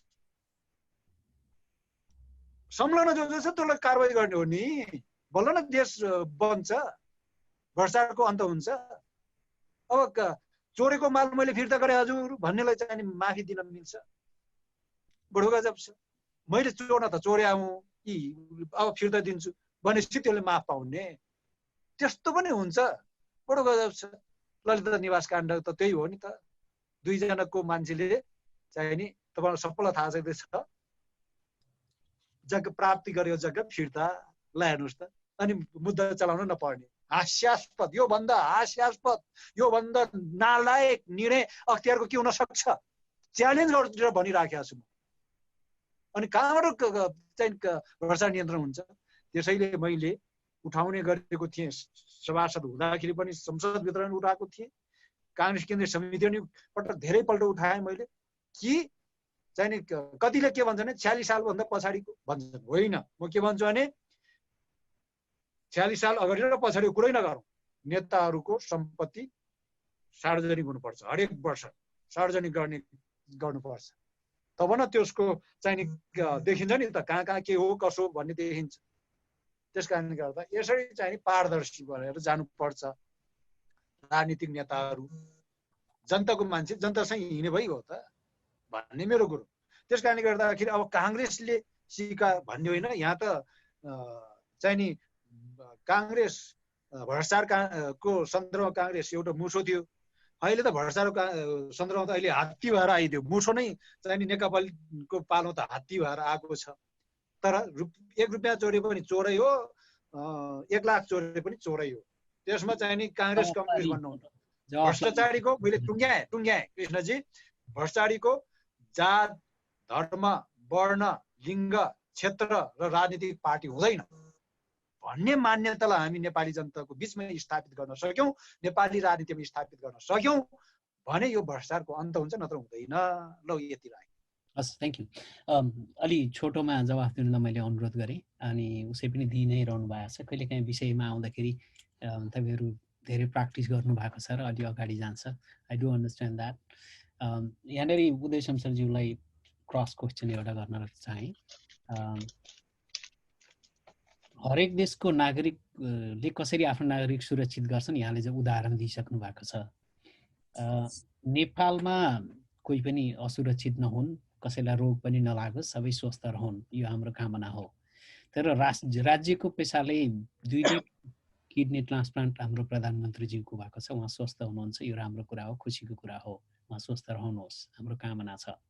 तर एउटा राजनीतिक नेतालाई चाहिँ राज्यको ढुकुटीबाट 17 करोडभन्दा बढी खर्च गरेर चाहिँ चलाउन हुने एउटा नागरिक जो नेपाली पासपोर्ट चलाउँछ, घर धान्नको लागि, खोरियो किनेको ऋण तिर्नको लागि देश बाहिर केही समय गएको छ, दुःख गरेको छ, उसले मेरो पैसाले म घर फर्किन्छु भन्दाखेरि केही ए बाबा प्लेन अब कुवेतको सरकारले त, कुवेत कि कुन चाहिँ सायद राजुजी हुनुहुन्थ्यो, सायद उहाँलाई बढी थाहा छ होला, त्यहाँको सरकारले चाहिँ ल हामी फ्लाइटको टिकटहरू सबै कस्ट बेयर गरिदिन्छौँ, तेरो नागरिक लैजा भन्दाखेरि एउटा पर्मिसन मात्रै दिए पुग्थ्यो, त्यो पनि गरिरहेको छैन। अनि यो स्थितिमा नेपाली काङ्ग्रेसले के गर्छ? अब एउटा नेपाली काङ्ग्रेसको युवा नेता पनि हुनुहुन्छ, पूर्व तरुण दलको अध्यक्ष पनि हुनुहुन्छ, पूर्व अर्थ राज्य मन्त्री पनि हुनुहुन्छ, तपाईँले पार्टी सभापतिसँग केही कुरा राखेर अथवा तपाईँहरू लिडरहरू जो हुनुहुन्छ उहाँहरूले केही कुरा राखेर यो विषयमा चाहिँ के प्लान छ? What you going to do next? अब हेर्नुहोस्, यो कुरा मैले अघि पनि राखेँ, धनराजीले पनि राख्नुभयो, हाम्रो पार्टी सभापतिले पनि राखेका छ, हाम्रो पार्टीका सबै नेता कार्यकर्ता यो कुरा हामी सबैले राखेका छ। तर हामीले के बुझ्नुपर्छ भने हामीले दबाब दिने हो, हामीले सुझाव दिने हो, तर हामीले सिधै अहिले हाम्रो अप्ठ्यारोमा परेका साथीहरूको रेकर्ड कलेक्सन गर्नको निम्ति पार्टीले एप पनि डेभलप गरेको छ हैन। एप पनि अहिले डेभलप गरेर हामीले फेसबुक र ट्विटरहरूमा पनि हालेको छ। तर एउटा कुरा के बुझ्नुपर्छ भने हामी सरकारमा नभइसकेपछि हामीले चाहे पनि अथवा हामीले निर्देशन दिए पनि यो तपाईको बोर्डर खुल्दैन। यो तपाईको बोर्डर खुल्नको निम्ति यो सरकारमै बसेका व्यक्तिले दिनुपर्छ र तपाईको नेपाल एयरलाइन्सको प्लेन उडेर खाडी मुलुक अथवा जापान अथवा युरोपमा गएर नेपालीहरूलाई फर्काएर ल्याउनको निम्ति यो निर्देशन शेरबहादुर देउबा अथवा धनराज गुरुङले दिएर हुँदैन। यो अहिले जो सरकारमा छ त्यही हो। हामीले अहिलेको सरकारलाई नेपाली जनताले झन्नै 2/3 सांसदहरू हाउसमा पठाएको छ। यो अत्यन्तै शक्तिशाली सरकार छ। त्यसैले हामीले यसलाई दबाब दिने हाउसमा अब हाउस 13 गते फेरि सुरु हुन्छ पर्सि र त्यसमा हाम्रो कुरा हामी राख्छौं। पत्र पत्रिकामा हामीले लेखिरहेको छौं। हामीले बाहिरबाट र हाउस भित्र पार्लिमेन्ट भित्र दबाब दिन सक्छौं। तर त्यो भन्दा गर्ने अधिकार त यो गर्ने तपाईको जुन डाडु पनु त यो सरकारकै हातमा छ हेर्नुस्।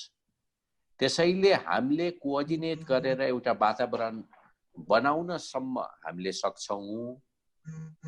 तर हामीले सिधै निर्देशन दिएर काठमाडौँबाट कुनै पनि हाम्रो नेपाल एयरलाइन्सको प्लेन पनि उड्न सक्ने सम्भावना देखिन्न। साथसाथै हाम्रो पार्टीहरूको नेताको निर्देशनले पनि हाम्रो बोर्डरमा अड्केका नागरिकहरूलाई ल्याएर नेपालतिर क्वारेन्टाइनमा राख्न पनि हामीले चाहे पनि राख्न सक्दैनौँ।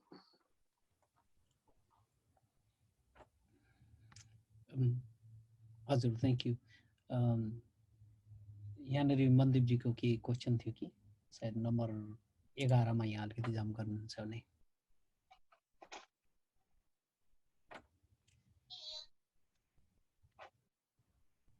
म्युटमा हुनुहुन्छ मनदीपजी, तपाईँ चाहिँ नम्बर 11 हेर्नुहोस्। अब दाइहरूले अब धनराज दाइले त फेसबुकमा ट्विटरमा एकदम एक्टिभ हुनुहुन्छ। जनसम्पर्क समितिहरूले अहिले यो कोरोना प्रभावित नेपालीहरूलाई गरेको काम कतिको चित्त बुझ्दो लागेको छ कि अब तपाईले के सल्लाह सुझाव होला उहाँहरूलाई? मन्दिरजी हेर्नुहोस्, अब चाहिने वास्तवमा नेपाली जनसम्पर्क समितिका साथीहरूलाई सबभन्दा पहिले म हार्दिक धन्यवाद दिन चाहन्छु। किन भन्दाखेरि जब मुलुकलाई अप्ठ्यारो पर्छ नि तब चाहिने धेरै टाढा रहे पनि भावनाको नेपाली को हैसियतबाट चाहिने जहिले पनि सहयोग गर्ने अवस्था, चाहे यो मुलुकमा यो चाहिने के भन्छ यो भूकम्पको सन्दर्भ होस्, चाहे अन्य चाहिने आगलागी हुँदा होस्, चाहे बाढी पहिरो हुँदा, चाहे डुबानको कुरा, चाहे त्यो अहिलेको महामारीको कुरा हेर्नुहोस्, हरेक सन्दर्भमा चाहिने घटनामा नेपाली भावनाका साथ चाहिने नेपाली जनसम्पर्क समितिका साथीहरूले सहयोग गर्दै आउनु भएको छ। अहिले पनि यो बेलामा पनि यो महामारीको बेलामा पनि उहाँहरूले सहयोग गरिरहनु भएको छ। यसका लागि नेपाली कांग्रेस पार्टीको तर्फबाट म हार्दिक धन्यवाद दिन चाहन्छु। यही भावना साथ अघि बढौँ, यति मात्र भन्न चाहन्छु। धेरै लामो भनिरहनु पर्दैन, मुडी धन्यवाद दिन चाहन्छु मैले, यथेष्ट क्विन्टलको क्विन्टल धन्यवाद। हस्, थ्याङ्क यू। अब समय अलि लम्बिँदै गएको छ। मलाई थाहा छ यहाँहरू जति टाइम दिन बोल्न सक्नुहुन्छ र विषयलाई प्रश्न पार्न सक्नुहुन्छ। अलिकति प्रसङ्ग फेर्न चाहन्छु। यति बेला यो अघि नै पनि केही कुराहरू चाहिँ आइपुगेको छ। यो सीमा विवादबारे चाहिँ छोटो 1 मिनट अथवा लेसमा चाहिँ यहाँहरूले आफ्नो धारणा राख्नलाई अनुरोध गरेँ। धनराज दाइले कन्टिन्यू, त्यसपछि उदय शमशेरज्यूले के को बारेमा? यो भारतीय सीमा विवाद चाहिँ आजको कुरा हो अथवा पहिला अहिले उठिरहेको नक्साको कुरा छ? एकदम छोटोमा। अब सीमाको सन्दर्भमा अब एकदमै छोटो भन्नुभएको छ, म छोटकरी राख्न चाहन्छु। सीमा सन्दर्भमा चाहिँ मुख्य कुरा त के बुझ्न आवश्यक छ भने यहाँ चाहिँ नि सीमा जुन लिपुलेक काला पानी लिम्पियाधुराको सन्दर्भमा अहिले जोडिएको छ। विशेष गरेर यस सन्दर्भमा जब 2018 विक्रम सम्वत 2018 मा चीन र भारतको बीचमा लडाईँ भयो। लडाईँ भइसकेको अवस्थामा लडाईँको सन्दर्भमा नेपाली भूभागमा नेपाली भूभागमा कालापानीमा चाहिँ नि भारतीय सेना चाहिँ राखियो। कुरो यहाँनिरबाट सुरु हुन्छ। अनि त्यहाँ राखिसकेपछि त्यो चाहिँ नि नेपाली भूभाग राखेपछि त्यो सेना जहीँको तहीँ बस्नु, त्यहीँ बसिराख्नु। लडाइँ सिद्धिएपछि, युद्ध सिद्धिएपछि फर्काउनु पर्ने थियो, तर फर्काइएन। कुरो यहाँनिर छ। र अहिले चाहिँ नि त्यही भएर म के भन्छु भने हाम्रा अब अरूले त भन्ने नै भयो भने प्रधानमन्त्रीले के भन्नुभयो भने संसदमै हामी आफ्नो नेपाली भूमि फिर्ता गराउँछौँ, फिर्ता ल्याउँछौँ भन्नुभयो क्या। नेपाली भूमि कसैलाई दान गरिया त होइन। मेरो त कुरो यस्तो छ, नेपाली भूमि लिम्पियाधुरा, कालापानी, लिपुलेक हामीले कहिल्यै कसैलाई दान गरिया छैन। दान गरिया थियौँ, पैँचो दिया थियौँ, फिर्ता ल्याऊ भन्या हो र? तिमीलाई हामीले दिया थियौँ, ल्याऊ भन्ने हो र? त्यसै भूमि दिया होइन हामीले। हाम्रो भूमिमा अतिक्रमण गरेर बस्या। कुरो यसै बुझ्नुपर्छ। सेना आएर बस्या, तिम्रो सेना फिर्ता लैजाऊ भन्नुपर्छ। हाम्रो भूमिबाट भारतलाई तिम्रो सेना फिर्ता लैजाऊ भन्ने हो। हामीले भूमि, हाम्रो भूमि फिर्ता ल्याऊ भन्ने होइन कि हाम्रो भूमिमा आएर बसेको तिम्रो सेना फिर्ता लैजाऊ र हाम्रो भूमि हामी आफै सदुपयोग गर्छौँ। यसरी अघि बढ्नुपर्छ भन्ने मलाई लाग्छ। अब यहाँनिर अलिकता जोड्नुपर्छ। स्वयं प्रधानमन्त्रीले यो नक्सा जारी हुनुभन्दा 2 दिन अगाडि र प्रधानमन्त्रीकै यो चाहिँ मन्त्री परिषदकै एकजना मन्त्रीले यो भूमि व्यवस्था मन्त्रीले पनि केही दिन त्यो जारी हुनुभन्दा 1 हप्ता अगाडि के भन्ने थिए भन्दाखेरि कि नेपालको इतिहासमै को नक्सामा कहिल्यै पनि लिम्पियाधुरा लिपुलेक कालापानी नेपालको इतिहासमा कहिले पनि नेपालको नक्सामा थिएन भनेर दुर्वाच्य बोले। त्यो हुँदै होइन। 2011 सालमा जनगणना भइसकेपछि होइन न, यो चाहिँ अलिकति बुझाउनै पर्ने भएर मात्र भन्दैछु। 2012-13 सालमै चाहिँ छापिया छ नक्सा, लिम्पियाधुरा सहितको नक्सा कक्षा 8 को किताबमा छ। अनि छैन भनिदिने? यो छैन भन्नुको पछाडि त भारतलाई सपोर्ट हुन्छ। त्यसैले हाम्रो इतिहासमा पनि थियो। त्यही इतिहासमा बिचमा चाहिँ नक्सा छपाइमा गल्ती भयो। गल्तीको क्रममा मैले अघि नै माफी मागिसकेका छु, आत्मालोचना गरेका छु। संविधान जारी गर्दाखेरि पनि हामीले चाहिँ त्यो गल्ती दोहोऱ्यायौँ। अहिले त्यो गल्ती चाहिँ भुल हामीले सुधार गर्यौँ। त्यस कारणले गर्दाखेरि सिमानाको सन्दर्भमा हामी सबै एक ठाउँमा उभिनुपर्छ। मैले अघि नै भनिसकेका छु कि चाहिँ नि दलभन्दा माथि हुनुपर्छ। जस आफूले लिन खोज्ने होइन कसैले पनि, कि हामी सबै 3 करोड नेपाली जनताले चाहिँ नि एक भएर लड्यौँ भन्ने मात्रै हाम्रो चाहिँ नि भूमि हामीले नै सदुपयोग गर्न सक्छौँ। र हाम्रो भूमिमा, हाम्रो नेपाल आमाको छातीमाथि विदेशी बुटहरूले खेलेको परेडलाई हामीले सदाको लागि बिदा गर्न सक्छौँ। यो ढङ्गबाट जानुपर्छ भन्ने मलाई लाग्छ। हस्, थ्याङ्क यू। यही विषयमा यसमा चाहिँ मेरो धारणा चाहिँ अलिकति खरो धारणा छ। हाम्रो नेपालीमा उखान छ नि, जो चोर उसकै ठुलो चोर। यो अहिले यो बोर्डरको विवाद, लिम्पुधारा कालापानी लिपुलेकको बारेमा अहिले सबैले भन्दा ठुलो चोरी काम गर्ने मान्छेकै सबैभन्दा ठुलो स्वर निस्किया छ। धनराजजीले केही इतिहासको कुरा गरिसक्नुभयो। मैले हालसाल भनेको अहिले नोभेम्बर 2019 मा तपाईको इन्डियाले यो कश्मीरको घटनापछि इन्डियाले म्याप निकाल्यो। त्यो म्याप निकालिसकेपछि जुन हाम्रो भूगोल इन्डियाको म्यापमा हालिसकेपछि हामीले त्यसमा सबैले विरोध गर्यौं। त्यो विरोध गरिसकेपछि छिटोभन्दा छिटो भारतसँग हामी वार्ता गर्छौं भन्ने आश्वासन यो सरकारबाट हामी सबैले पायौं। तर त्यो आश्वासनमै रह्यो। त्यो बेलादेखि बाटो उद्घाटन भएको दिनसम्म सरकारले एउटा कदम पनि भारतसँग पनि अथवा चाइनासँग पनि अरूसँग कोहीसँग चालेन। उहाँहरू चुप्प लागेर बस्नुभयो। सायद भारतसँग यो कुरा उहाँहरूले कडा रूपमा उठाउनु भएको भए अथवा त्यति बेला नै नेपालको म्याप पनि जारी गर्नु भएको भए भारतले यो बाटो उद्घाटन गर्ने आँट उहाँहरूले गर्नु हुँदैन थियो र सरकार र प्रधानमन्त्रीले के भनेको छ भने हामीलाई त थाहा नै छैन, परराष्ट्र मन्त्रीले त थाहा छ भनेको छ, प्रधानमन्त्रीले त यो बाटोको बारे त मलाई थाहा नै छैन भनेको छ। जुन प्रधानमन्त्रीले जुन गुप्तचार विभाग पहिला गृह मन्त्रालय अन्तर्गत हुन्थ्यो अहिले आफ्नै मन्त्रालय अन्तर्गत भएको छ, त्यसैले सिधै उहाँले अहिले यसको बारे उहाँले झुट्टा बोलिरहनु भएको छ र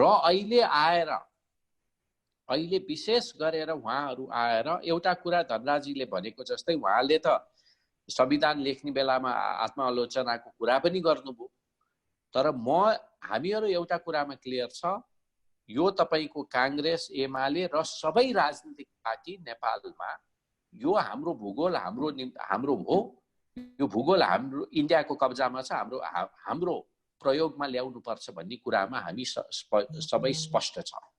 तर अहिले मलाई कहाँ शंका लागिरहेछ भने यो सबै कुरो चाहिँ तपाईको भूगोल फिर्ता ल्याउने होइन, यो भोटको राजनीतिमा यसलाई अलिकति कन्भर्ट गर्न यो सरकारले खोजिरहेको जस्तो मलाई लाग्यो।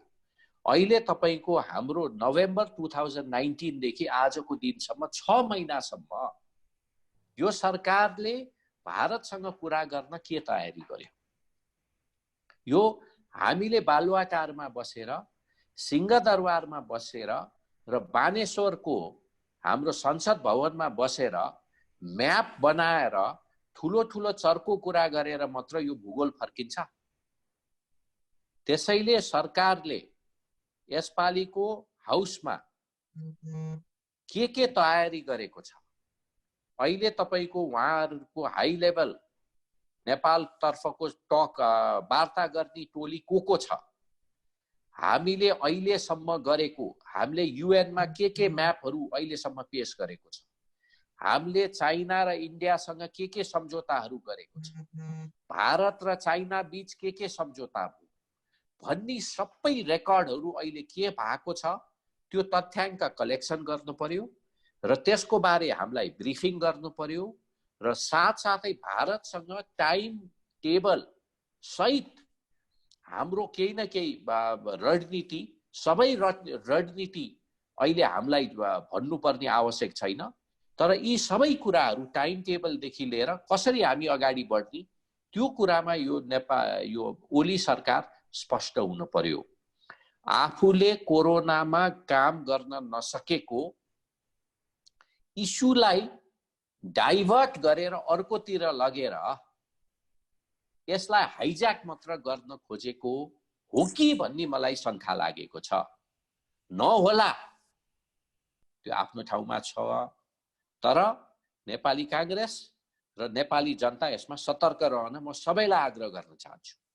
र एउटा कुरा, हामीलाई यो म्यापको ठुलो कुरो होइन, हामीलाई तपाईको के निर्णय अथवा कोले कति चर्को हाउसमा अथवा तपाई हामी सँगै बसेर इन्टरभ्यु गर्छ त्यसमा धेरै मतलबको कुरो हुँदैन, तर व्यवहारमा सरकारले के गर्छ त्यतातिर ध्यान दिनुपर्छ।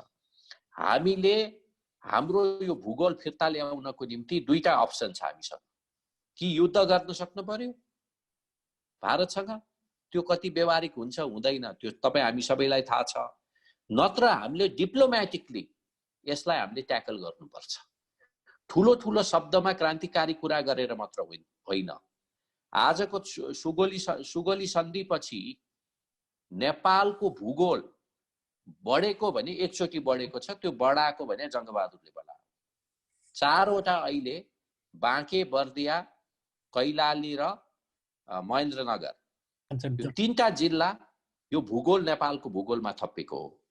राजा महेन्द्र र पञ्चायतले जति ठुलो क्रान्तिकारी कुरा गरेर पनि उहाँहरूले पनि भूगोल बढाएको थिएन र भूगोल बढाउनको निम्ति चतुराई साथ, डिप्लोमेटिकली र तथ्याङ्कका साथ, भाषणमा मात्र होइन, हामीले भारतसँग मात्र होइन, कतिपय कुरा हामीले यो बोर्डर इस्युमा, यो तपाईको कालापानीबाट अलिकति माथि गइसकेपछि ट्राई जंक्सन एरिया जहाँ चीन, भारत र नेपालको सीमा छ त्यसमा के भएको छ, भारत र चीनले अहिले त्यो सीमालाई बोर्डरको रूपमा कस्टम पोइन्टको रूपमा डेभलप गर्न खोजेको छ।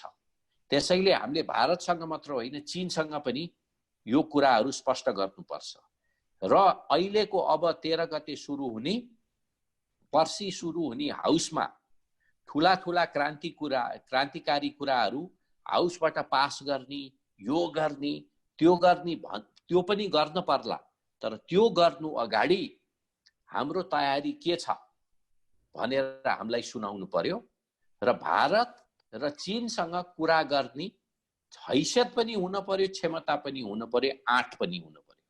हामी नेपाली जनताहरूलाई बुरुक यो एकदमै अत्यन्तै क्रान्तिकारी कुरा गरेर हामीलाई उफारेर मात्र हुँदैन। उहाँहरूले आफ्नो हैसियत क्षमता देखाउन सक्नु पर्यो र त्यसको निम्ति हाम्रो पार्टी सभापति रामचन्द्र पौडेल दाई लगायत हाम्रो धनराज दाईले र हामी सबैले भनिसक्यौं यो इस्युमा हामीले सरकारलाई साथ दिन्छौं। तर सरकारलाई साथ दिँदै नेपाली कांग्रेस र नेपाली जनतालाई चाहिँ यो सरकारले उल्लु चाहिँ बनाउन मिलेन। बस थ्यांक यू। अब हामी एकदमै छोटोमा लाँदैछौँ। जम्मा 3 वटा पोइन्टमा मात्रै कुराकानी राख्नेछौँ। एउटा नेपाली जनसम्पर्क समितिको कुरा, अनि एउटा यो गैर आवासीय नागरिकताको छोटो पोइन्ट, र अनि अन्तिममा यहाँहरूको आफ्नो कुरा। यो जनसम्पर्क समिति मात्रै होइन, नेपाली कांग्रेसले आफ्नो भातृ संस्थाहरू एकाइहरूदेखि लिएर सबै चिजहरूमा चाहिँ नियमितता गर्दैन। कहिले अधिवेशनको मुखमा गएर रोकिदिन्छ, यो तपाईहरुले भोग्नु भएको छ, हामीले चाहिँ देखेको मात्रै छौँ। अनि कहिले जनसम्पर्क समितिको अधिवेशन सिद्धिएको छ फेरि पनि बचाएको छ अथवा के गरेको छ, कहिले तरुण दलको अधिवेशनहरूदेखि लिएर सबै तपाईहरुले भोग्नु भएको छ र हामीले सुनेका छौँ। यसो भन्नु पर्ला। यो सम्बन्धी अलिकति भोलाजी सोध्न चाहनुहुन्छ कि यो पार्टी एकाइहरूदेखि लिएर यसलाई तन्दुरुस्त किन नराखेको नेपाली कांग्रेसले भनेर तपाईँको के तयारी छ? मैले क्वेसन सबै क्वेसन चाहिँ भनिसक्नु भयो। यसमा सबै तपाईले चाहिँ दाइले बुझिसक्नु भयो। के रे यो मिलाउनको लागि अब तपाईहरुले चाहिँ अब आफ्नो रोल के हो, अब जनसम्पर्क समिति के कसरी अब अगाडि बढाउन सकिन्छ, यसको लागि तपाईहरुको चाहिँ अब कति समय भयो तपाईको अधिवेशन नै रोकिरहेको छ तपाईँलाई थाहा छ। अब विदेशमा एकचोटि चाहिँ तपाईको चाहिँ भातृ संगठन हटाउने भन्ने पनि तपाईको चाहिँ एकचोटि हल्ला आएको थियो। यो विषयमा चाहिँ तपाईहरुले के अहिले छलफल गर्नु भएको छ कि भएको छैन? अब त्यो कुराहरु अलिकति छोटोमा राख्दिनु, यो खासै अहिले हामी जान्न मात्रै चाहेका हौं।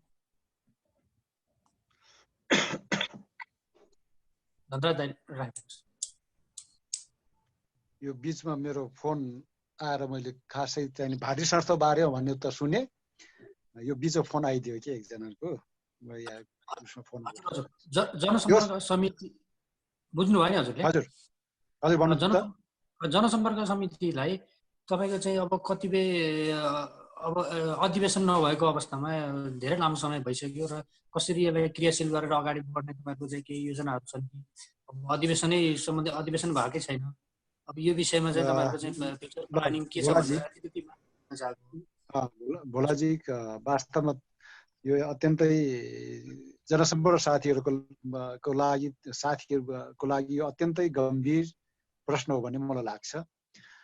र यो जनसम्पर्क समिति वास्तवमा जति सोसियल रूपमा सपोर्ट गर्ने कुरामा त एकदमै अगाडि छ, तर जब चाहिँ नि जनसम्पर्क समितिको अधिवेशन सुरु हुन आँट्यो भन्ने सुन्छौँ, तब फेरि कहिलेकाहीँ बडो अप्ठ्यारोमा पर्छु म। कहिलेकाहीँ फर्केर हेर्दाखेरि हेर्नुहोस्, यो देशमा के हुँदैछ भन्दा विवाद हुँदैछ, अर्को देशमा विवाद हुँदैछ, अर्को देशमा विवाद हुँदैछ, अर्को देशमा विवाद हुँदैछ, अनि फेरि नेपाल फर्केर हेर्छु, नेपालमा कहाँ त्यहाँ पनि विवाद हुँदैछ। विवादै विवाद मात्रै हो र हामीले चाहेको संवादबाट समाधान निकाल्ने हो नि। त्यसको लागि के हो भने विधि नै हो। फेरि विधान किन बनाएको? विधान किन बनाएको भन्दाखेरि विधान बमोजिम चल्नको लागि विधान बनाउने हो। विधान बमोजिम हामी चलेनौँ भने विवाद हुन्छ। जब विवाद समाधान गर्ने बाटो भनेको फेरि विधान नै हो। ल हेर्नुहोस्, त्यस कारणले गर्दाखेरि जनसम्पर्क समिति भन्नुहोस् अथवा कुनै पनि ठाउँको विवाद कहीँ छ भने त्यो विधिलाई फलोअप नगरेका कारण, विधानलाई फलोअप गरेनौँ तब जन्मिन्छ। त्यस कारणले गर्दा चाहिँ नि विधि विधानलाई फलोअप गर्नुपर्छ। अब अहिले चाहिँ नि काङ्ग्रेसको अधिवेशन महाधिवेशन यो कोरोनाले सारा संसार कोभिड-19ले चाहिँ नि यो तहस नहस गरेको नहल्लाएको भए अहिले जनसम्पर्क समितिहरू पनि अधिवेशनको तयारीमा जुटिराखेका, यो देशभित्र पनि हामी जुटिराखेका हुन्थ्यौँ। तर यो महामारीको कारणले गर्दा त्यो छैन। अब त के भन्दाखेरि समयमा हुन नसक्नु पनि हाम्रै चाहिँ कमजोरी हो, हामी सबैको कमजोरी हो, स्वीकार्नुपर्छ। ममा भनेर स्वीकार्नु। हेर्नुहोस्, म केन्द्रीय सदस्य हो, मैले पनि स्वीकार्नुपर्छ। उदय शमशेरजी उहाँ युवा नेता हुनुहुन्छ। मैले अघि नै भने कि उहाँ भलै केन्द्रीय सदस्य भन्ने जोडिया छैन होला उहाँको नामको अगाडि पछाडि, तर उहाँ केन्द्रीय सदस्य भन्दा माथि चाहिँ उहाँ कति पनि कम हुनुहुन्न केन्द्रीय सदस्य भन्दा। यति धेरै क्वालिफाइड, बोनाफाइड होइन, शालीन, युवा, जुझारु हुनुहुन्छ। त्यस कारणले गर्दा उहाँले पनि उम्किने ठाउँ छैन, मैले पनि उम्किने ठाउँ छैन, तपाईँहरूले पनि उम्किने ठाउँ छैन, यसमा कसैले उम्किने ठाउँ छैन। त्यस कारणले गर्दाखेरि अब यो चाहिँ नि जति लिङ्गरिङ भएको छ नि, त्यहाँबाट नि कमजोरी छ, यहाँबाट नि कमजोरी छ, यहाँबाट नि कमजोरी छ। हामी चाहिँ नि काङ्ग्रेस बनाउन लाग्ने हो कि चाहिँ नि ग्रुप बनाउन लाग्ने? सिधा कुरा गरौँ न, यहाँ चाहिँ नि प्रष्ट कुरा गर्नुपर्छ। तपाईँको चाहिँ अलिकति सकाउने निर्मूल पार्ने भन्ने कुराहरू छ नि त। गुट उपगुट कतिले फेरि गुट उपगुट भएकै छैन भन्नुहुन्छ होइन, कतिमा चाहिँ त्यो स्पष्ट देखिन्छ। तपाईँ यसमा चाहिँ तपाईँहरूले चाहिँ सर्त पनि हुने चाहिँ गुट उपगुट भन्ने सर्त परेन भने चाहिँ हजुर ढाड्न हुँदैन। गुट उपगुट भन्ने कुरा छलफल गर्नु ढाड्न हुँदैन। मैले तपाईँहरूलाई गुट उपगुट अहिले पनि विद्यमान छ, तर के हो भन्दाखेरि इफ वी वान्ट चेन्ज, यदि हामी परिवर्तन चाहन्छौँ भने चाहिँ नि परिवर्तन भनेको चाहिँ नि त्यही गुट उपगुटमा झुन्डिने होइन। गुट उपगुट के को आधारमा हुन सक्छ भन्दा इस्युको आधारमा, इस्यु बेसमा। कहिले कहिले इस्यु आउँछ नि, यो एउटा इस्युमा आउँदाखेरि कहिले कुनै इस्युमा चाहिँ नि उदय शमशेर राणा र धनराज गुरुङ एउटै ठाउँमा हुन सक्छ, कुनै इस्युमा चाहिँ नि उदय शमशेर राणा र धनराज गुरुङ फरक ठाउँमा उभिन सक्छ। क्या इस्यु बेसमा हामी बहस चलाउने हो, बल्ल पार्टी पनि ताजगी बन्छ, बल्ल पार्टी पनि चाहिँ नि गतिशील बन्छ। तर हामी इस्युको आधारमा होइन, हामी के को आधारमा ग्रुप बनाउन खोज्यौँ भन्दाखेरि दौराको फेरो समाएर चाहिँ नि ग्रुप बनाउन खोज्छौँ, जसले गर्दाखेरि हामीले यो अवस्था भोगेका छौँ। त्यसैले अबका दिनमा अब हामी जस्तो युवाले, उदय शमशेर राणा जस्तो चाहिँ नि ब्राइट फ्युचर भएको नेता होइन, हामीहरूले चाहिँ नि अब चाहिँ नि फेरोको आधारमा होइन, कुनै दौराको फेराको आधारमा होइन, कुनै गुनियाको फेराको आधारमा होइन, कि चाहिँ नि विचार र इस्युको आधारमा हामीले चाहिँ नि आफूलाई कहिले कुन कित्तामा कहिले कुन कित्तामा उभिएर पार्टीलाई गतिशील बनाउन सक्यौँ भने सायद मलाई लाग्छ यी सबै कुराको समाधान निस्कन्छ भन्ने मलाई लाग्छ। यो धनराज दाईको कुरालाई मैले समर्थन गर्दै उहाँले भनेको कुरा म दोहोऱ्याउन चाहदिनँ, किनभने मैले भन्न खोजे पनि त्यही हो, उहाँले भनिसक्नुभयो। एउटा कुरा हामीले अलिकति ध्यान दिनुपर्ने प्र्याक्टिकल कुरा चाहिँ के हो भने, हेर्नुहोस् त्यो हाम्रो अधिवेशन, त्यो तपाईँको जनसम्पर्क समितिहरूको अधिवेशन होस्, शिक्षक सङ्घको अधिवेशन होस्, भातृ सङ्गठन तरुण दलको अधिवेशनको अधिवेशन होस्, पार्टीको अधिवेशन होस्, र हाम्रो भातृ सङ्गठनै कति छ, कति शुभेच्छुक संस्था कति छ, कति तपाईँको हाम्रो सङ्गठन, तपाईँहरूको जनसम्पर्क समितिको सङ्गठन विदेशमा कति छ, कति, र हाम्रो यो सबै अधिवेशनहरू जब हामी गर्छौँ यो अत्यन्तै ठुलो तामझामबाट भइरहेको छ। यो अङ्ग्रेजीमा हाम्रो ज्याम्बुरी भन्छ नि, होइन, वर्षमा एकचोटि ज्याम्बुरी गरे ठिकै छ, तर प्रत्येक भातृ सङ्गठनदेखि जनसम्पर्क समितिमा तपाईँहरू नेताको लाइन हेर्नु, सबै भाषण गर्न आछ, एउटाले बेलुका आफ्नो ग्रुपको मिटिङ अर्कोतिर गरेका छ, अर्कोले अर्कोतिर गरेका छ, सबै चुनाव जाने भन्छ। त्यसैले हामीले हाम्रो जुन अधिवेशन प्रक्रिया पनि सिम्प्लिफाई गर्नुपर्छ। यो हाम्रो अधिवेशन प्रक्रियालाई हामीले ग्लोरिफाई हो, लोकतान्त्रिक पार्टी त बन्नी हो, तो लोकतान्त्रिक पद्धतिलाई ओभर ग्लोरिफाई गरे भने त्यहाँ डिसिप्लिन भन्ने चिज रहँदैन। त्यसैले यो अधिवेशनमा जुन तामझाम हामीले गर्छौँ त्यो तामझामबाट मुक्त भए भने अनि हाम्रो अधिवेशनहरू चाहिँ समय समयमा हुन्छ जस्तो मलाई लाग्छ। र अर्को कुरा हेर्नुस्, कतिपय अरू देशहरूमा पनि अहिले मैले इन्डियामा त्यो भारतीय जनता पार्टीकै एउटा उदाहरण दिन चाहन्छु। अहिले उनीहरूले चुनाव जितिसकेपछि पार्टीका अध्यक्ष अमित शाह गृहमन्त्री बन्नुभयो। गृहमन्त्री बनिसकेपछि उहाँले कार्यभार छोड्नुपर्ने र कार्यभार छोड्ने क्रममा नेताहरू एउटा मिटिङ, एउटा कोठामा बसेर, पार्टी अफिसमा बसेर जेपी नड्डा भन्ने व्यक्ति, जसको नाम तपाईँ हामीले सुनेको थिएन, उहाँलाई सर्वसम्मत रूपमा कार्यभार दिएर त्यो अगाडि बढ्यो। हाम्रो नेपालमा त्यो परिस्थिति सृजना भए भए कति विवाद हुन्थ्यो, कति कुराहरू पत्रिकामा आउँथ्यो, कतिपय डेलिगेसन आउँथ्यो, कतिपय हल्ला हुन्थ्यो। त्यसैले हाम्रो लोकतान्त्रिक कल्चरको साथसाथै हामीले अलिकति यो व्यवहारिक कल्चर पनि हामीले डेभलप गर्नुपर्छ जस्तो मलाई लाग्छ। सबै अधिवेशनमा सबै नेता बोलाउने, मेरो भाग र तेरो भाग गर्ने, त्यतातिरबाट पनि हामी मुक्त हुनुपर्छ। र अधिवेशन गर्ने क्रममा पनि जुन हिसाबले पैसाहरू खर्च हुन्छ अधिवेशनमा, त्यो पैसा कम खर्च हुने किसिमको अधिवेशन, पार्टीको तामझामसँग हुनुपर्छ। केन्द्रीय महाधिवेशन तामझाम काठमाडौँ अथवा पोखरामा अथवा विराटनगरमा अधिवेशन भयो भने झन्डाले र पुराना नेताहरू सबैका फोटा पोस्टर गरेर, जुलुस निकालेर, र्याली निकालेर एउटा मेला नै गर्नुपर्छ। तर त्यो प्रत्येक भातृ सङ्गठन, शुभेच्छुक सङ्गठन, तपाईहरूको संस्थाको अधिवेशनमा पनि जहिले पनि मेला भयो भने त यो त गोलमाल हुने भयो के। त्यसैले हामीले अलिकति यसमा चाहिँ हाम्रो अधिवेशनहरू कसरी अलिकति सिम्प्लिफाई गर्ने, त्यतातिर पनि तपाईँ हामी सबैले ध्यान दिनुपर्छ। र मेरो आदरणीय नेता हाम्रो धनराज दाई, उहाँ अलिकति व्यवहारिक मान्छे पनि हो, उहाँलाई पनि त्यतातिर अलिकति केन्द्रित हुन, आफ्नो यो कुराहरू, हाम्रो सुझावहरू पनि केन्द्र कार्य समितिको मिटिङमा राख्दिन पनि म उहाँलाई पनि आग्रह गर्न चाहन्छु। कृष्णजी, मेरो पौने 9 बजे अर्को एउटा मिटिङ थियो। त्यसैले म अहिले तपाईहरू सबैलाई धन्यवाद, जय नेपाल गर्दै म तपाईहरूकाबाट बिदा पनि लिन चाहन्छु। एउटा मात्रै क्वेसन थियो जम्मा तपाईलाई। हजुर होला, त्यसपछि इन्डिङ गर्दै एउटा मात्रै छुटेको छ। यो मतलब पछि अर्को पटक पनि राख्न सक्छौँ यहाँको टाइमको लागि। अब पङ्क्चुअल हुनुहुन्छ। भोलाजी केही छ सोध्नुपर्ने?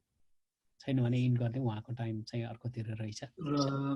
सोध्नुपर्ने कुराहरू धेरै नै छन् होइन। अहिले चाहिँ उहाँ उदय सरको पनि नयाँ मिटिङ छ त्यहाँ, उहाँले चाहिँ मेसेज गरिराख्नु भएको थियो। अब आधी घन्टा जति भइसक्यो भने मेसेज गरेको के अरे, यसको लागि चाहिँ अब हामीले चाहिँ यसमै इन्डिङ गरौँ र अलिकति बृहत रूपमा चाहिँ फेरि हाम्रो अब छलफलमा पनि फेरि राख्नुपर्ने कुराहरू धेरै छ। तपाईँको चाहिँ 10 करोडभन्दा बढी भ्रष्टाचार भएकोलाई चाहिँ तपाईँको गरेकोलाई तपाईँको 15 वर्ष जेल सजाय भनेर चाहिँ हिजो पत्रिकामा चाहिँ सुनियो होइन। अब यस्तो कुराहरू, अब धेरै कुराहरू छ। किनभने काङ्ग्रेसले निर्णय गरे हो कि तपाईँको अहिले सरकारले निर्णय गरे हो कि, तपाईँको चाहिँ यी कुराहरू पनि धेरै छन् होइन। अब देशजी अनि हाम्रो धनराज सरजी धेरै कुराहरू छ कुराकानी गर्नुपर्ने। समयको अभावले गर्दाखेरि म पनि अलिकति समय पनि छैन, त्यही भएर चाहिँ यसलाई अलिकति कन्क्लुजन गरेर यो विषयमा चाहिँ अब हामीले भन्नुपर्ने कुराहरू आइसक्यो। किनभने नक्साको विषय आयो, जनसम्पर्कको विषय आइहाल्यो, कोरोना भाइरसमा चाहिँ तपाईँको नेपालले के प्रगति गरेको छ भन्ने प्रगति विवरण पनि हामीले सुनेको। यी 3टा कुराहरू एकदम हामीले अहिले फोकस गर्नुपर्छ। अरू कृष्णजीले तपाईँको चाहिँ इन्डिङ गर्नु। समय दिनुभएको लागि धेरै धेरै धन्यवाद। के पोइन्टहरू चाहिँ हामी अर्को गर्न कन्टिन्यू गर्छौँ। आजलाई चाहिँ तारक मोडा लिमिटेड ल्याउन खोजेका थियौँ। अर्को पटक हामी बृहत र एकदमै इन्ट्रेस्टिङ बनाउँछौँ। हस्, थ्याङ्क यू।